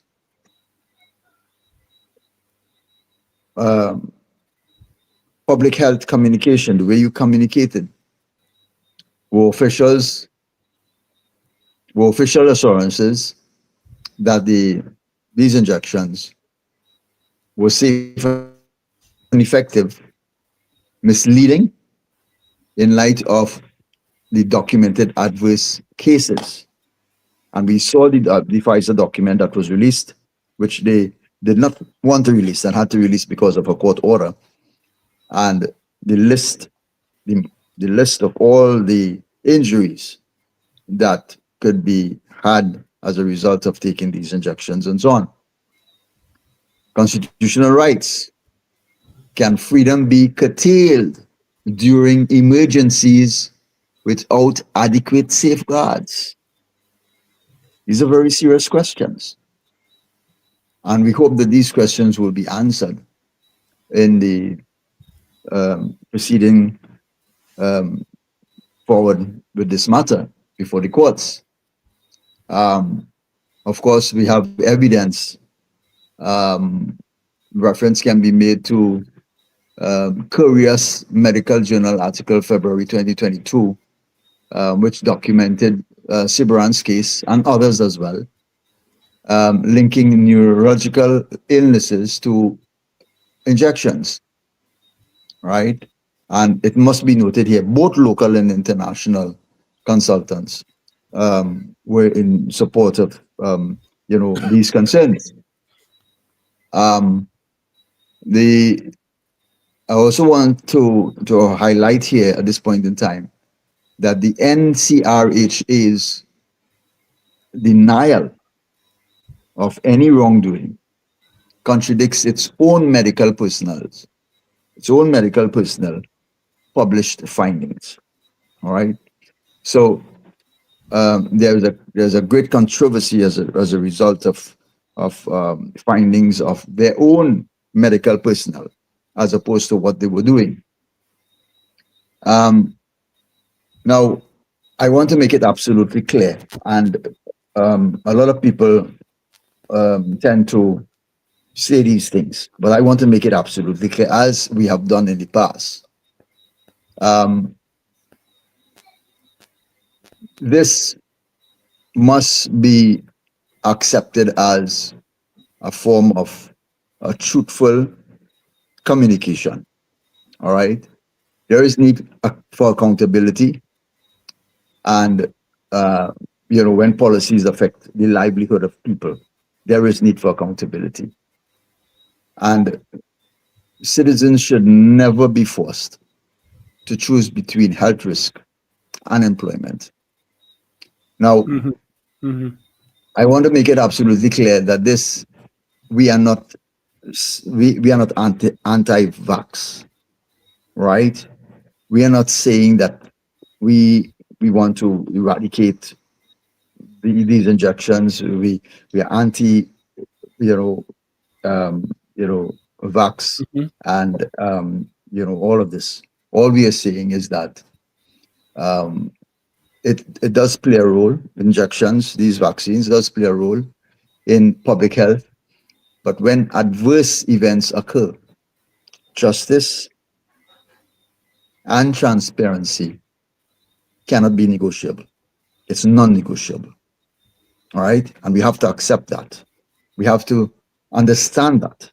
We have to appreciate that. And of course, like I said, it is not about rejecting vaccines. It's about ensuring the state respects the rights and responsibilities. They respect it, right? That is of utmost importance. So, I can go on and on, but I remember in the very early stages of the COVID pandemic, we would have highlighted and wrote numerous letters to the different agencies and health institutions in Trinidad and Tobago, informing them and raising these concerns. We would have cited similar occurrences taking place in other countries and other parts of the world, where as soon as the rollout of these injections started, there were astronomical rise in deaths in those countries. And we have documented those. We have stated it very clearly in our documents. We would have gone so far as to put together a criminal file, which we would have submitted to the Commissioner of Police at the time. And I remember we would have had meetings. We would have had a meeting with a lot of these senior heads in the police service regarding this particular issue. And they would have taken that document. They would have signed for receiving that document. And they, ensured us that they were going to see that this document found its way to the desk of the commissioner, and they would sort an investigation into certain individuals who were pushing this narrative in Trinidad and Tobago. That document, that criminal file, is still sitting on the desk of the commissioner. All right, and we have had a change of 1, 2, 3, I think 3 or 4 commissioners since then. All right, and it's still there. All right, no one has touched it. But we must say thank to Almighty God that the husband would have followed through and did what he had to do.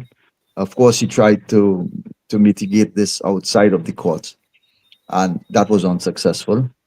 So he had no other recourse but to take this matter before the courts. Now, I want to state here that, like I said, this lawsuit is not just about one woman's tragic death. It is about whether our government can compel medical interventions without accountability. It is about informed consent. It is about constitutional rights and the duty and care owed to every citizen, right? And we must,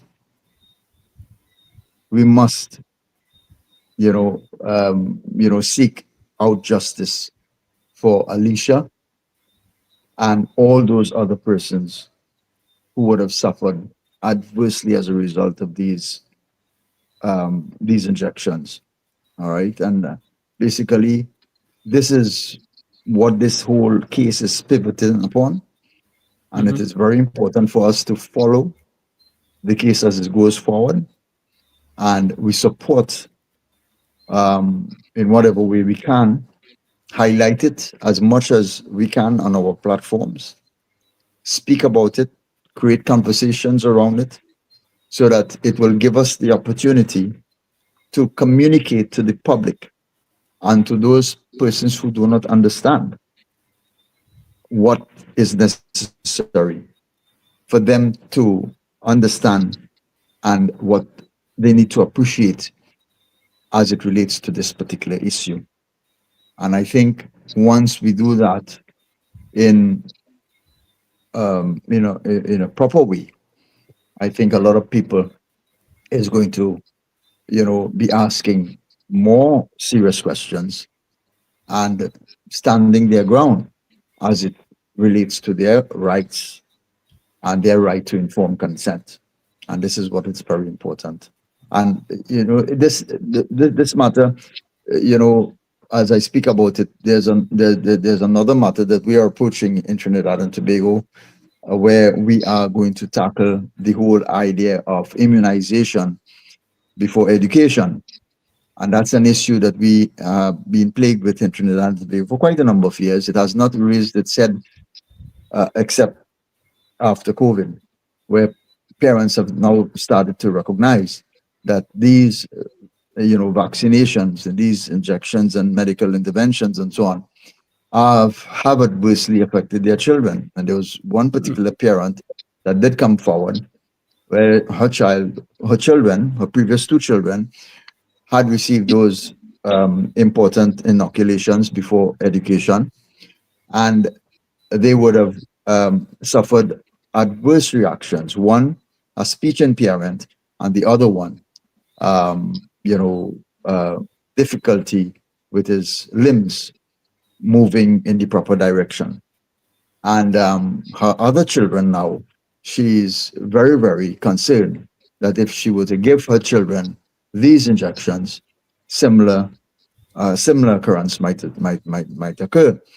And the school is refusing the entry of the child as a result of that, and they're insisting that the child gets the injections, these injections, and you know, in order to be able to be placed in a classroom and to continue with the education.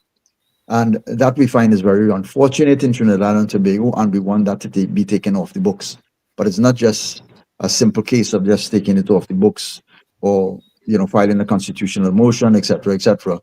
This is something called save law, and with save law, the you actually have to Parliament has to decide and make that decision to remove this law from our law books.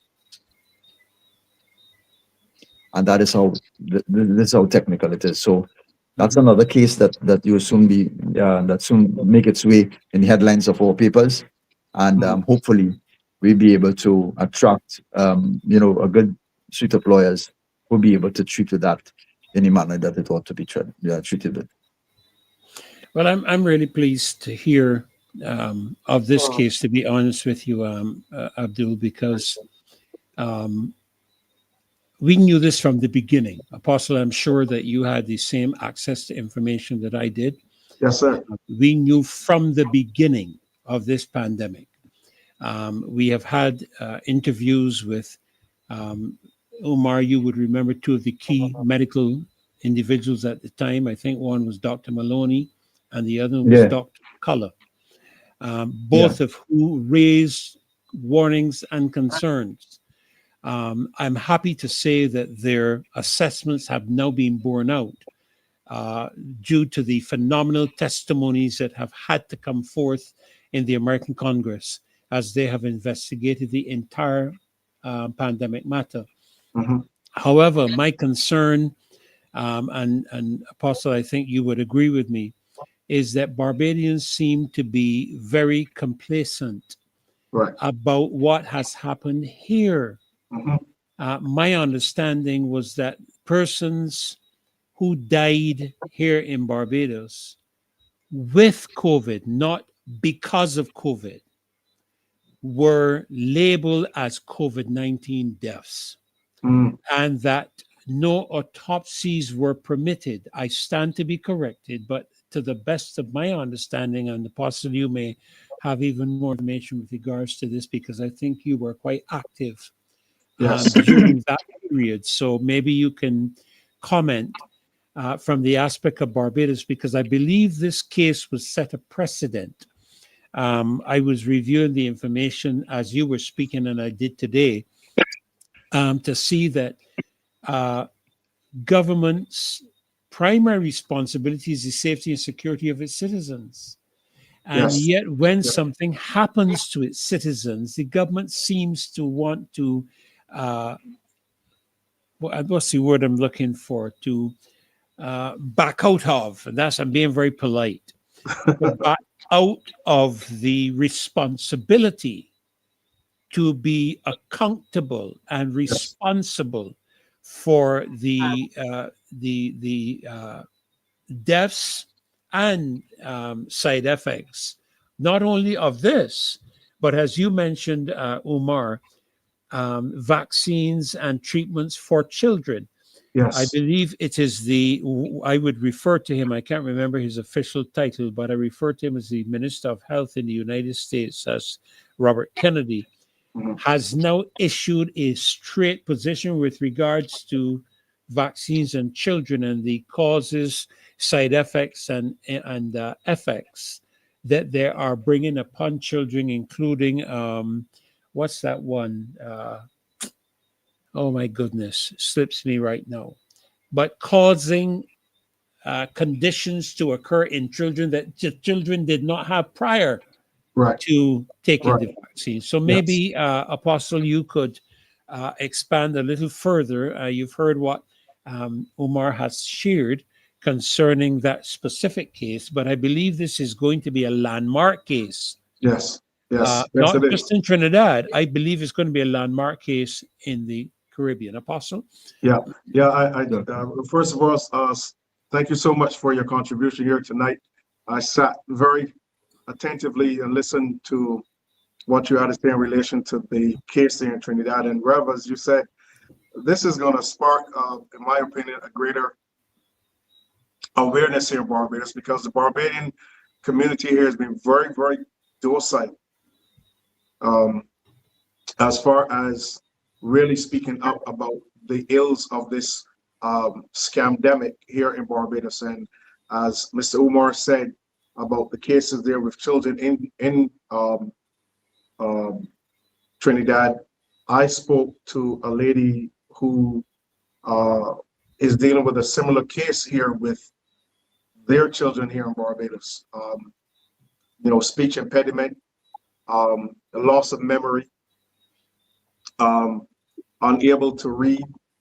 So things are happening here in Barbados, but the parents aren't speaking up, and they're not, they're not zeroing in on the fact that this is a part of the vaccination for children during the pandemic. The other element that I want to bring up here is that I attended a number of funerals with funeral directors that I know personally, and I was told by them that in all of the years that they have been functioning and operating as undertakers, they've never seen so many blood clots in people's bodies as they're seeing. And one of them said to me, "These blood clots are killing our people." And I said to him, "Listen, you guys know what's going on. You need to get together and let the public know.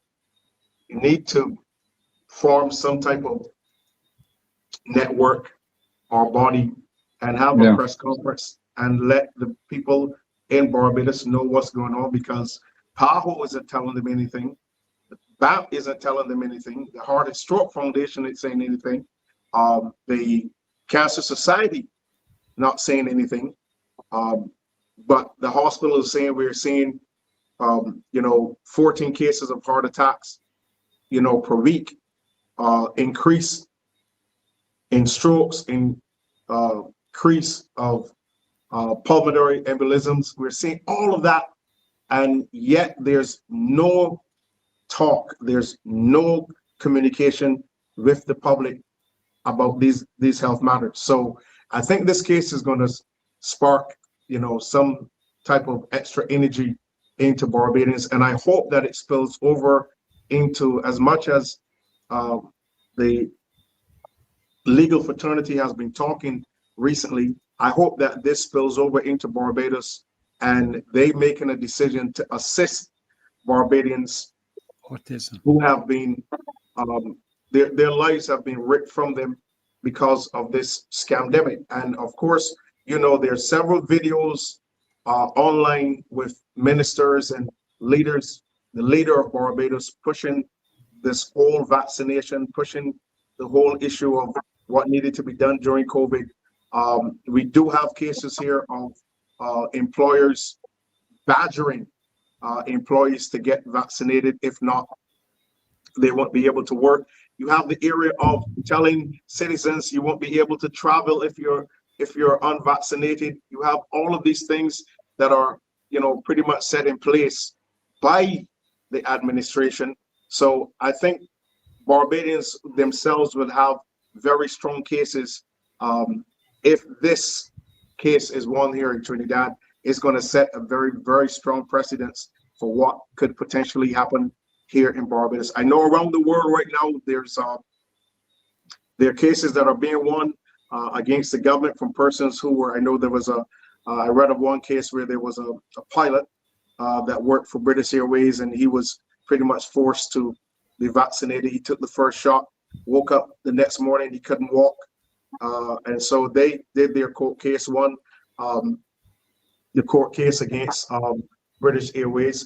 So I think right now this can open up a great change for the public here in Barbados. And I think those individuals who have suffered adverse side effects and reactions to taking these vaccines, I think they need to be compensated. Something needs to be done to help them on some level get their lives back together. And so I'm really hoping that this case is won so that we can begin the process, not just in Trinidad, but here in Barbados and around the Caribbean, of people getting up and saying, okay, well, I think we need to move at this point in time and see what will happen in our country. So thank you so much for your contribution tonight, sir.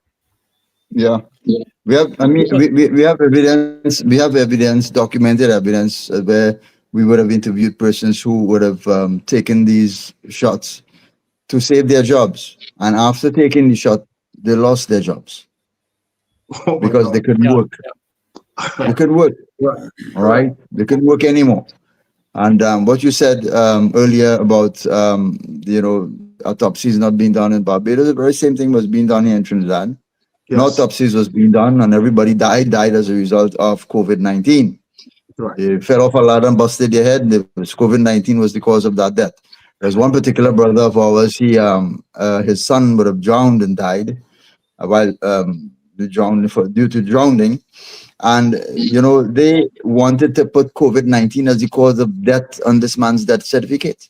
Right. And the father had to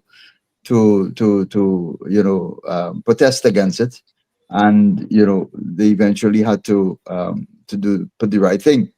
Right. So this was the attitude. This is what was going on. And when autopsies was being done and started to be done, doctors were surprised at the alarming number of blood clots that they were discovering in these bodies and so on and so forth. So, I mean, it's the same story throughout the region and other parts of the world and so on. So, I don't think it's any stretch of the imagination to believe that we are going to get justice for Alicia and her husband, and we are going to see justice for a lot of other persons because of this landmark case that is before the courts presently. Well, we want That's to take awesome. some of the comments of our loyal oppositions, of our listeners. Unfortunately, our phone systems are not operative, so we're just going to take some of the comments that are being shared here, and maybe we can comment on it as it comes up on the system. We see here that just let me pull this one up here. Jacqueline Aline, she's asking, isn't anyone here tracking the vaccine injured, whereby the vaccinated were issued with cards? Surely they should be tracked to ensure they're still healthy and whatever the case may be. Apostle, I don't know that we have ever had No. any matter of tracking of the treatments in Right. terms of the vaccines. I know we've had tracking in terms of the disease, but I don't recall any tracking with the aspect of vaccines. Not at all. I think Well, yes, sir. Go ahead. yeah, we would have done some of that here in Trinidad. Persons would have come forward and expressed us difficulty they were having after receiving these shots and so on. And we would have went through a program of monitoring their health and advising them and assisting them in treatment and in treating with their injuries and so on.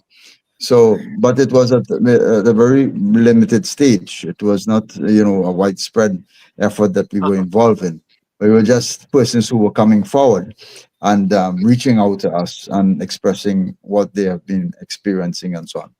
Yeah, actually, I do think, Apostle, that there was a statement made with regards to the vaccine injuries, but it wasn't a potent one. It was somewhat casual. If you had a adverse effect, we'll investigate it and they'll look at some aspect of compensation. But I'm not aware that there was any serious attempt by the government or by the Ministry of Health to follow through on what had become clearly evident at the end of the pandemic, or toward the end of the pandemic, clearly evident. And then since the end of the pandemic, I don't believe there was any significant attempt to take into consideration the document to which you referred, Umar, where the Supreme Court, I believe it was in the United States of America, forced Pfizer to release an unredacted version, because they did release a version, but it was heavily redacted. And then the Supreme Court required them to release an unredacted version, which spelled out specifically and numerously in terms of the side effects of the vaccine. We have Judith Ann Clark here. She mentioned that she had to go through a detoxification to get the spike protein out of her body. She had adverse effects with blood clots, and I believe again it was Dr. McCullough and his team that developed detoxification processes to help people who experience this. I'm just looking through. Here's another comment. This one here by Pedro Gemon. 2 jabs, 8 boosters, 2 masks, and still caught the virus. Is that immunity? This has happened, Umar and Apostle. This has happened. People have taken the jabs, they have taken the boosters, and they still contracted the virus. Well, what they consider to be the virus. But let me just say this quickly for those individuals who don't know. I watched the documentary where the vaccine was first rolled out in Chicago, where they had asked parents to, signed up to have their children test this vaccine on them, which is why when it was rolled out for COVID. And I wanted to ask Mr. Omar, I forgot about it, but in relation to the rapid production of the vaccines for the COVID pandemic, the fact that there is supposed to be legal processes and timing for vaccines to be produced, and also tested, patented before they can be used.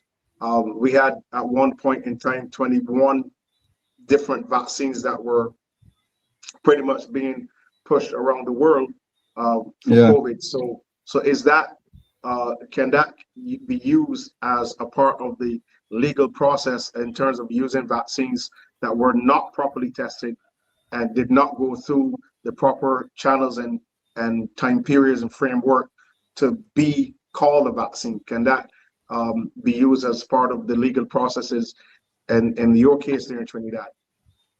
Of course. That is going to be a very important piece of discussion going forward, and evidence being brought forward in the courts as a result of this. There were some countries that banned some of the vaccines, if you remember. Yes. Right? The AstraZeneca was banned in the United States. It's being pushed here in Trinidad and Tobago. The Sinopharm was banned in Europe and will be pushed here in Trinidad and Tobago. The WHO would have published on their website there were no efficacy available, no efficacy data available for the Sinopharm vaccine. And our government, during the same period, had our old people line up in the rain and exposed to the elements of the weather, and to take these Sinopharm vaccines. So, there was a haste, a rush to have the population of all countries inoculated with these things, and there was a reason for that. All right, those who fell prey to it, all right, reaping the consequences of that decision that you made then. But what we're saying to everyone, there is still hope, and we are fighting the fight now. We have fought the fight during COVID for those who didn't want to take it, and now we are fighting the fight for you who have taken it. All right, and believe me, we're not about to give up. We are not about to give up at all. So just hang in there, and justice is going to be delivered. And fortunately, there are processes and there are treatments out there to help in terms of persons who have taken, particularly the Pfizer and I think the Moderna, particularly the two of those, because I think those are the two mRNA vaccines. And as a matter of fact, I listened to Cedras today trying to push this Hantavirus matter. And I listened to a rebuttal, I believe it was by the same Dr. McCullough, speaking of I think I'm trying to remember the designation, 2-mRNA, which is, again, an attempt to foist the mRNA technology upon the people. As opposed to what could be considered a regular vaccine. I remember Abdullah, that just at the beginning as well, at the beginning of the pandemic, when the Food and Drug Administration, the FDA, approved the Pfizer Moderna treatments. And when I sought to find out what was involved in the approval by the FDA, it had nothing to do with the actual product, but everything to do with the facility. The facility had to be compliant and meet particular standards and these type of things. And I was I don't know if to say surprised, angered, shocked, or what, at the fact that the FDA approved something that they did not have tested, but they actually were only addressing the matter of the facility reaching, the facility being at a particular level in order for the processes to be carried out. A lot of this was shared at the beginning, and as a matter of fact, I myself spoke, I won't call her name here, to someone at a very high level in the medical fraternity here in Barbados, and it was dismissed because it did not come from the WHO. And we have now learned that the WHO is complicit in the entire matter, and it is Yes, no difficult doubt, for one to no doubt. be receiving. I saw the scale of Bill and Melinda Gates Foundation's financial contribution is twice that of the closest contributor, which Yeah, is a country, to the WHO.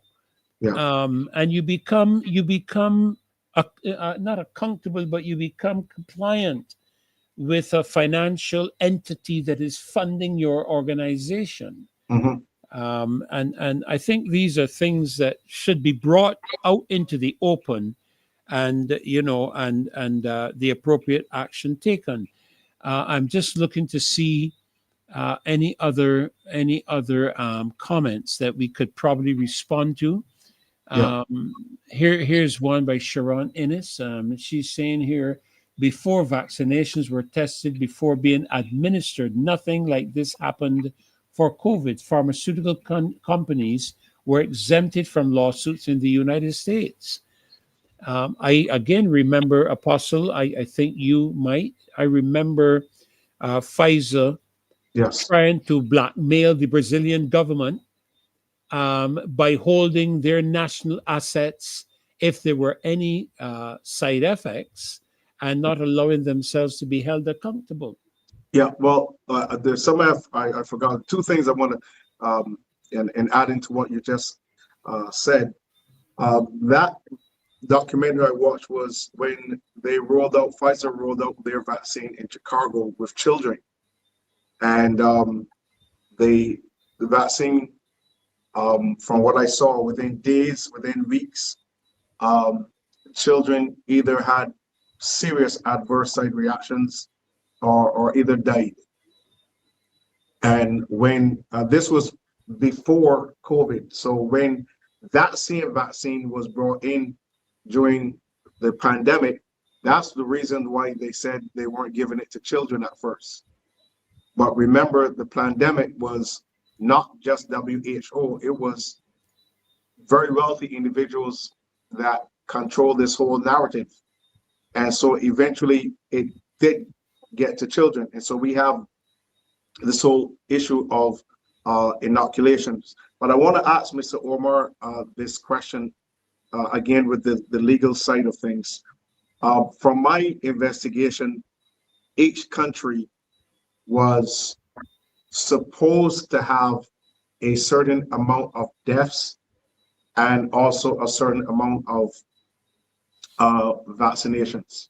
Now, I know that Barbados cannot ever properly update the Johns Hopkins University website about how many persons are actually vaccinated in Barbados, because it got to the place where the vaccination cards were being sold. So there are persons out there who would have been listed as taking 2 doses, but what they did is just that they paid someone $1,000 to get their vaccination card. It actually came down to $250. And I was told, Rev, someone told me, listen, Apostle, I can get you set up. It'll just be $250. They said your name will not go on the list as persons that are vaccinated, but you'll get your card. So I know for sure that they cannot ever state clearly how many persons in Barbados were ever vaccinated.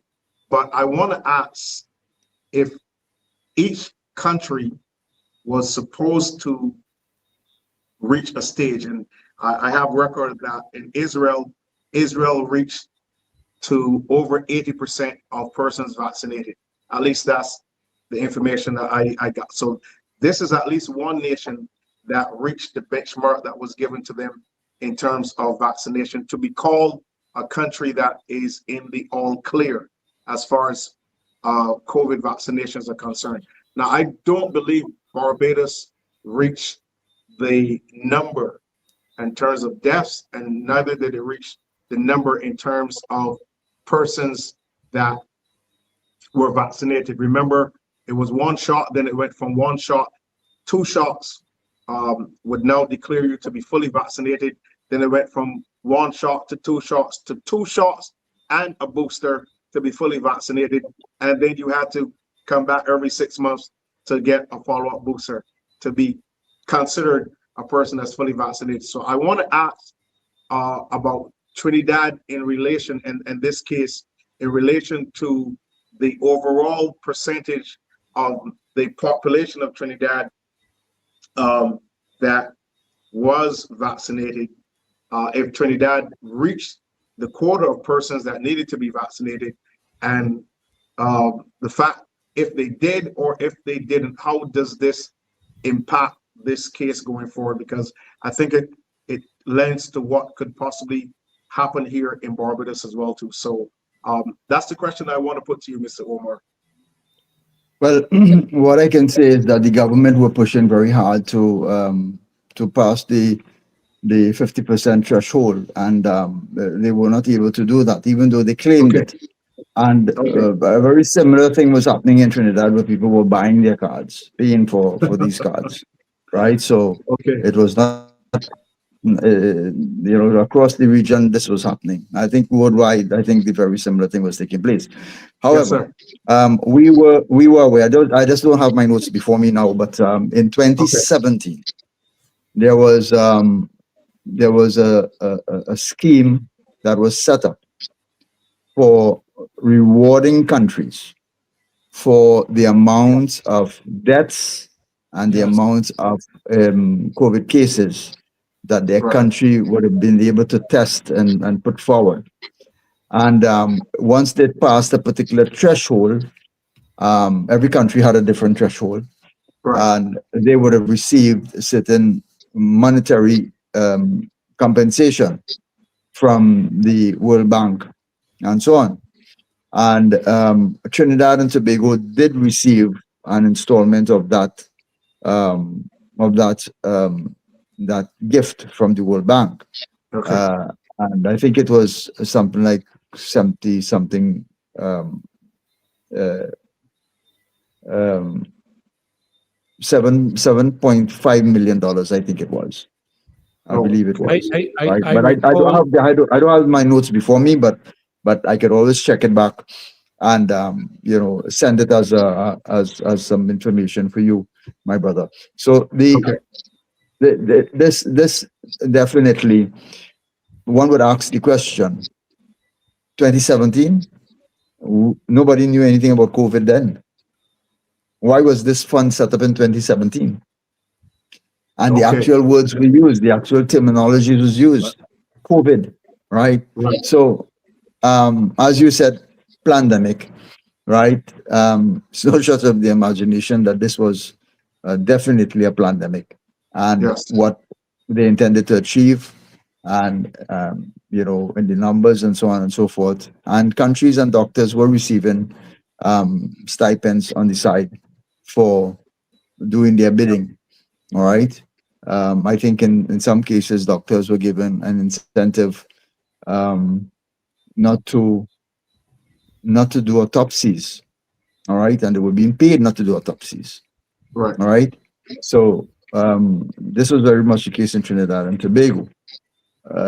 So doctors were trained, nurses were trained to tell you this had nothing to do with the injection. One woman called me one day and she said she went to take the injection. She had low blood pressure. She was suffering with low blood pressure. And she told the nurse, give the nurse this information. And she asked the nurse, would this affect me? Would I be affected by this injection if I take it? The nurse said, no, everybody's taking it, everybody's fine. And by the time the woman was trying to decide whether or not she wanted it or not, the nurse injected her with it. And the very next day, that woman got a stroke on the left side of her face. When she went to the hospital, the doctors told her that's not the vaccine. All right, that's not the injection. It has to be something else. And everybody were being told that when they went to the hospital with adverse reactions and so on. They were being told that this had nothing to do with the injections, right? But I would have asked the question during the time, I mean, if it is the three of us were to go to a restaurant and we were to sit and have a meal, and we go home and all of us fall sick, all right? Same symptoms, vomiting, diarrhea, etc., etc. And we go to the doctor. The very first line of questioning the doctor is going to ask us is, what did we eat, or where did we last eat, or so on and so forth. Correct. And of course, we'll say at the restaurant, and there's going to be a very high probability that the doctor is going to tell us, well, it's because of the food you ate in the restaurant. You got food poisoning. Yeah. Food You poisoning. understand? Yeah. And I mean, it's such a simple understanding, such a simple thing, and we would think that, but it was not being practiced during COVID. No, no, no, no, no. It was not injection, right? You just got the it's well all the time. Everything was perfect with you all the time. You just got this injection. You got an adverse reaction. No, it's not the injection. It's something else. Right. Yeah, it was crazy. I observed quite a few things in terms of these aspects that you're commenting on during, and it's important. I believe that we gather the information, especially post pandemic, because persons can argue, we didn't have the information, and all these different kind of, I call them stupid arguments. Yeah. But certainly there was enough cautioning, if I can put it that way, before these vaccines were distributed. Yes. I believe there was one instance where I heard, I don't recall if it's our government or which government it was. They were being paid $17,500 per shot. I stand to be corrected. I'm not going to say which government because I can't pull the facts right now. But $17,500 per shot. Right. And I'm talking about the government being paid this. Of course, Right. I just saw a comment. I just saw a comment there that we had up a few minutes ago that Barbados received a different vaccine, and that's not true. We were using other vaccines as well. Yes. But we were using Pfizer, and we were using the same Moderna that we're using in the United States. And there are people here who are. And don't forget, Rev. Don't forget, Rev, that we had a shipment of the COVAX that came in via private jet. Don't forget that. Yeah. Oh yes. And I think we also had one from was it India? Yes. I think we had the from Sinopharm. India, and I believe we had some from Cuba.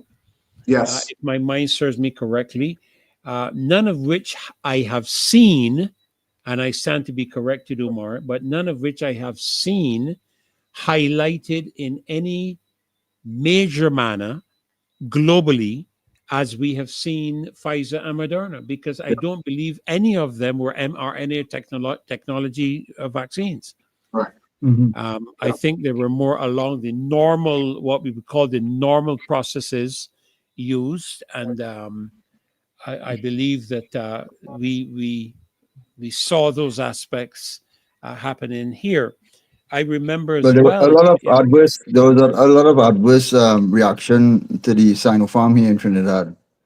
I know that for a fact, and that caused a lot of clotting, blood clotting, especially with the old folks, and that would have caused a number of persons to die as a result of it. A lot of young people as well. I remember our police officers. Never in the history of Trinidad and Tobago we've seen so many police officers die, young police officers, and some of our entertainers as well. All right, they were subject to these thing as well, and so and we had a lot of sports personalities in the United States just dropping dead, who had never suffered from anything.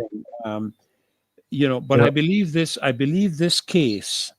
And I would hope that Barbadians are listening and are prepared to gather information, because I see here COVAX and others were placebos.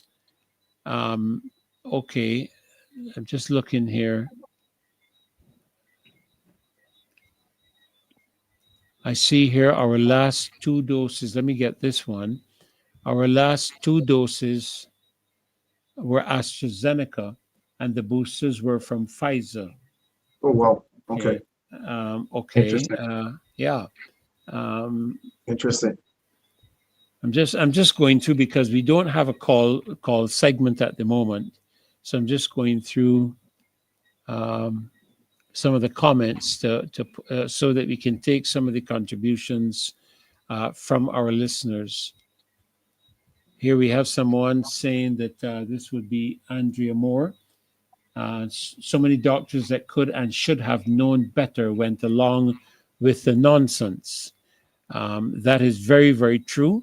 Yes, sir. We had a lot of doctors who went along with that. And one of the doctors I spoke to here went along with the World Health Organization's rollout in terms of the vaccines. Mm-hmm. I'm seeing another one here.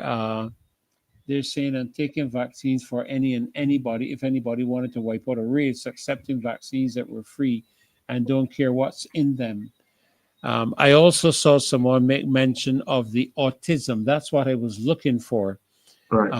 Autism, because I saw recently Senator Kennedy, Robert Kennedy in the United States, treating to that, in which he was very clear that he was prohibiting or he was banning the rollout and disbursement and treatment of children with vaccines.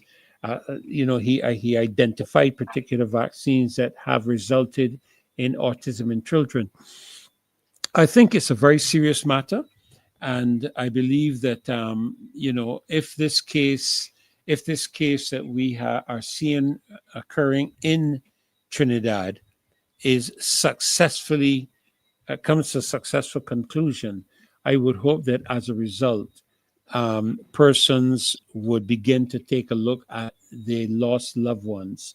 I remember too, Apostle, that the CDC indicated that remdesivir, which was one of the treatments you will recall, Mm-hmm. that was being used at North Point.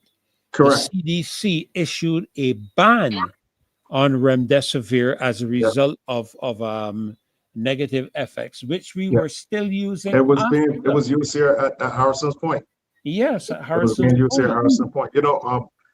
One of the reasons I think there was a voice note that went out because I was very, very, strong against what was happening as far as the COVID campaign in Barbados is concerned, and then the vaccines. Wanting persons not to take the vaccine. We suffered because of it, just a little bit. But I got really angry because and I had a post that I sent out. But my dad called me and he told me that the minister was going around St. Peter. He and a team of persons, they knocked on his house and asked him if he had taken the vaccine, and he told them he wasn't taking the vaccine. And he said one of the person told him if he gets ready, they will wait on him and they will take him to get vaccinated. Now, my point is, how are you taking adults? How are you taking people's parents from their homes without consulting their children? Okay. Where do you get the power from that you can take someone's father or mother? You wait until they get dressed and you take them and go and get them vaccinated without consulting their children. Where I was living, I was going to tear somebody's head off, but you saw that type of behavior. This is what I'm talking about, come and take the vaccines, this is what I'm talking about.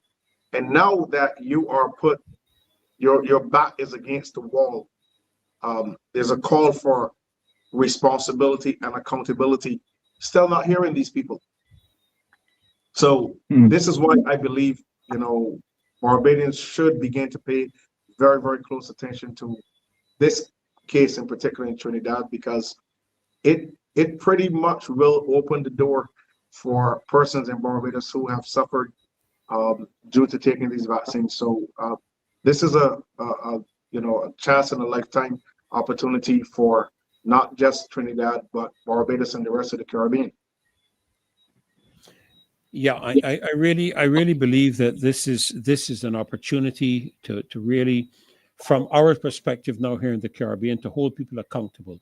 As we mentioned a little earlier, Apostle, the whole aspect of public trust was significantly eroded during the pandemic because, and should I say, as a result of the pandemic, because post-pandemic, people have been now exposed to the facts. We've had whistleblower testimony. We have had testimony before Congress. We've had testimony before committees. We've had admissions. Yeah, we had admissions from the deputy CEOs and of different organizations and all kinds of things that have now made it clear. We've even had, potential indictments being prepared for persons like Fauci and other individuals of that nature who are complicit. And one of the things I will say that has, to some degree, angered me here in Barbados is that this government refuses to accept any responsibility or involvement for anything that happened negatively during the pandemic. And I see them as being complicit in the deaths and injuries of our people here because they ought to have known, because there was enough medical and scientific evidence present that the WHO refused to accept, that should have caused us as a country to invoke our sovereignty and tell the WHO to go fly a kite.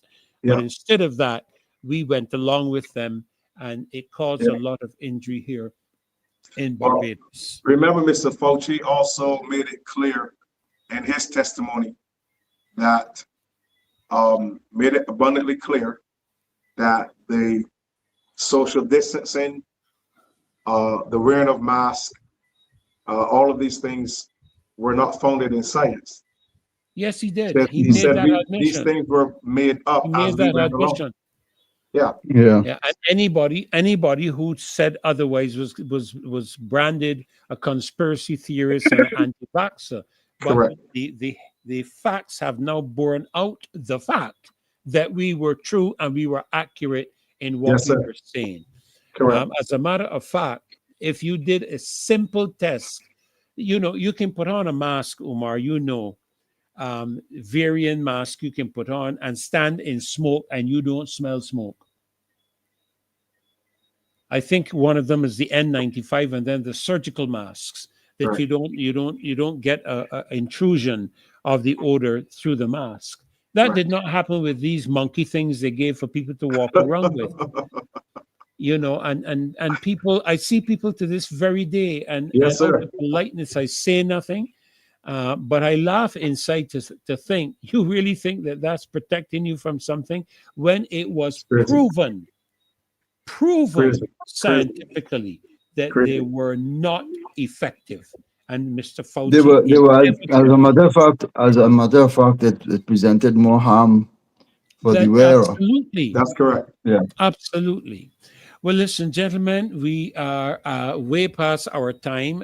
It's always very difficult to rein in these types of conversations that we are having because they impact so many people. We've gone through several very critical aspects tonight, from the aspect of the data center that is looking to be established here, the perspective of I'm just going back to my notes. The perspective at the very beginning of my notes are not moving as quickly as I would like them to. The aspect of surveillance, I'm sure you all are dealing with that too in Trinidad. Umar, maybe at some point in the future we could have you on to share with us that perspective within the context of Trinidad. We started there tonight dealing with those components. Okay,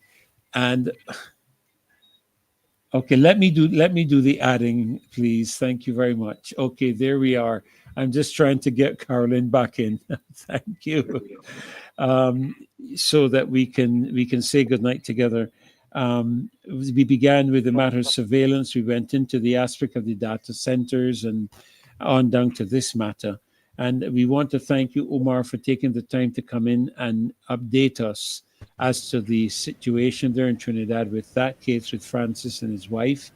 And I did review some of the information as you were speaking, and I hope that the case will be positive in favor of Mr. Yeah. Francis. I really pray and hope so. I just want to add one thing here. This new virus that's been, thrown around. Yeah. It's one of the side effects that was cited in the Pfizer report. Yes, That was really, it was. Yeah. It It's one of the was. side effects of the, And to believe that Mr. Cedras had the audacity to get in front of cameras today and talk nonsense. That is why we need, as far as I'm concerned, we need to pull out of the WHO and establish our own connections with reputable medical and scientific persons around the world that will give us accurate information and are not beholden to the WHO. So again, thank you, Omar, for your time tonight. Apostle, as always, thank you for your tremendous contributions tonight and challenging again, and I appreciate it so very much, the church to represent the kingdom in terms of how it addresses the issues within the context of our country and the well-being of our people. Carolyn, what can I say? As always, you are filled with questions. And I really appreciate that, because no one can say you said. No one can say you said.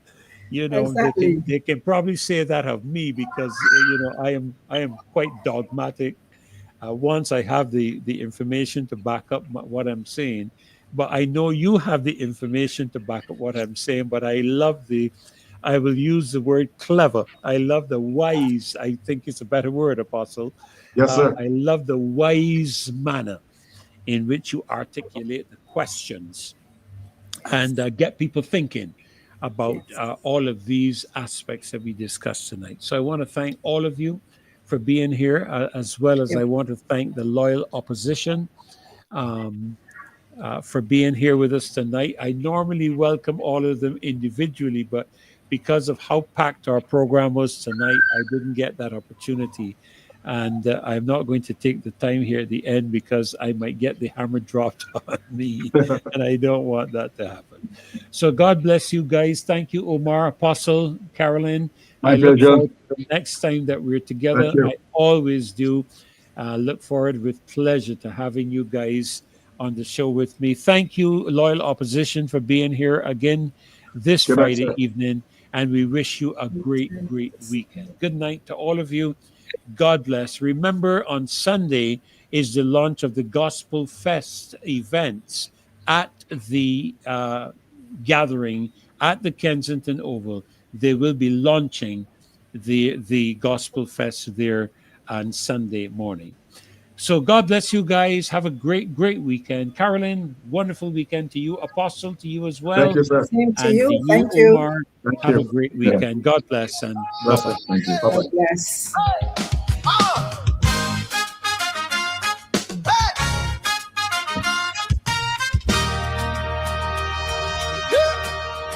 The battle is not mine, it belongs to the Lord. So said the word, and I trust it, Lord. Stand still now, see salvation. God still rules every generation. Though trouble rise on every hand, I am kept by a mighty hand. No fear shall take my mind. Jehovah God, go fight this time. Yeah. When the enemy come in like a flood, the Spirit of the Lord lift up a standard, oh God. Weapons formed shall never stand. I'm covered by the blood-stained hand. I will not move by what I see. The Lord himself defending me. Greater is he who lives inside than anything that rises outside. It's not my battle. It belongs to the Lord. Stop! Stand still, people. Trust the word. Hold your peace. Watch God move. This fight belongs to God, not you. Hold your peace. Watch your peace. Watch God move. Watch God move. This fight belongs to God, not you. Yeah.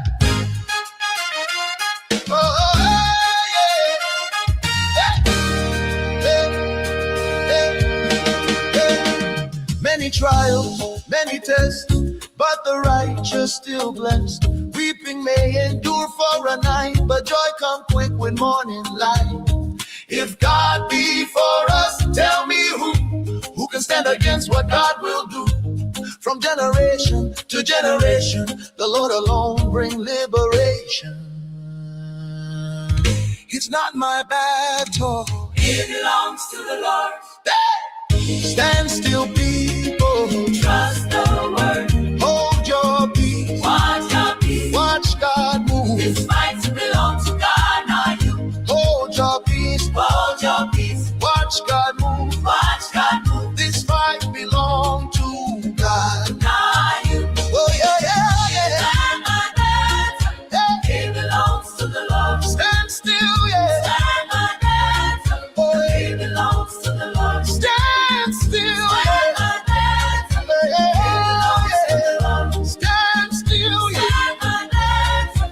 It belongs to the Lord. Stand still, stand still, stand still, and see the salvation of the Lord. Hold your peace. Hey, God go fight it. Yes, He will. Not by might, not by power, but by my Spirit. Says the Lord. Says the Lord. The battle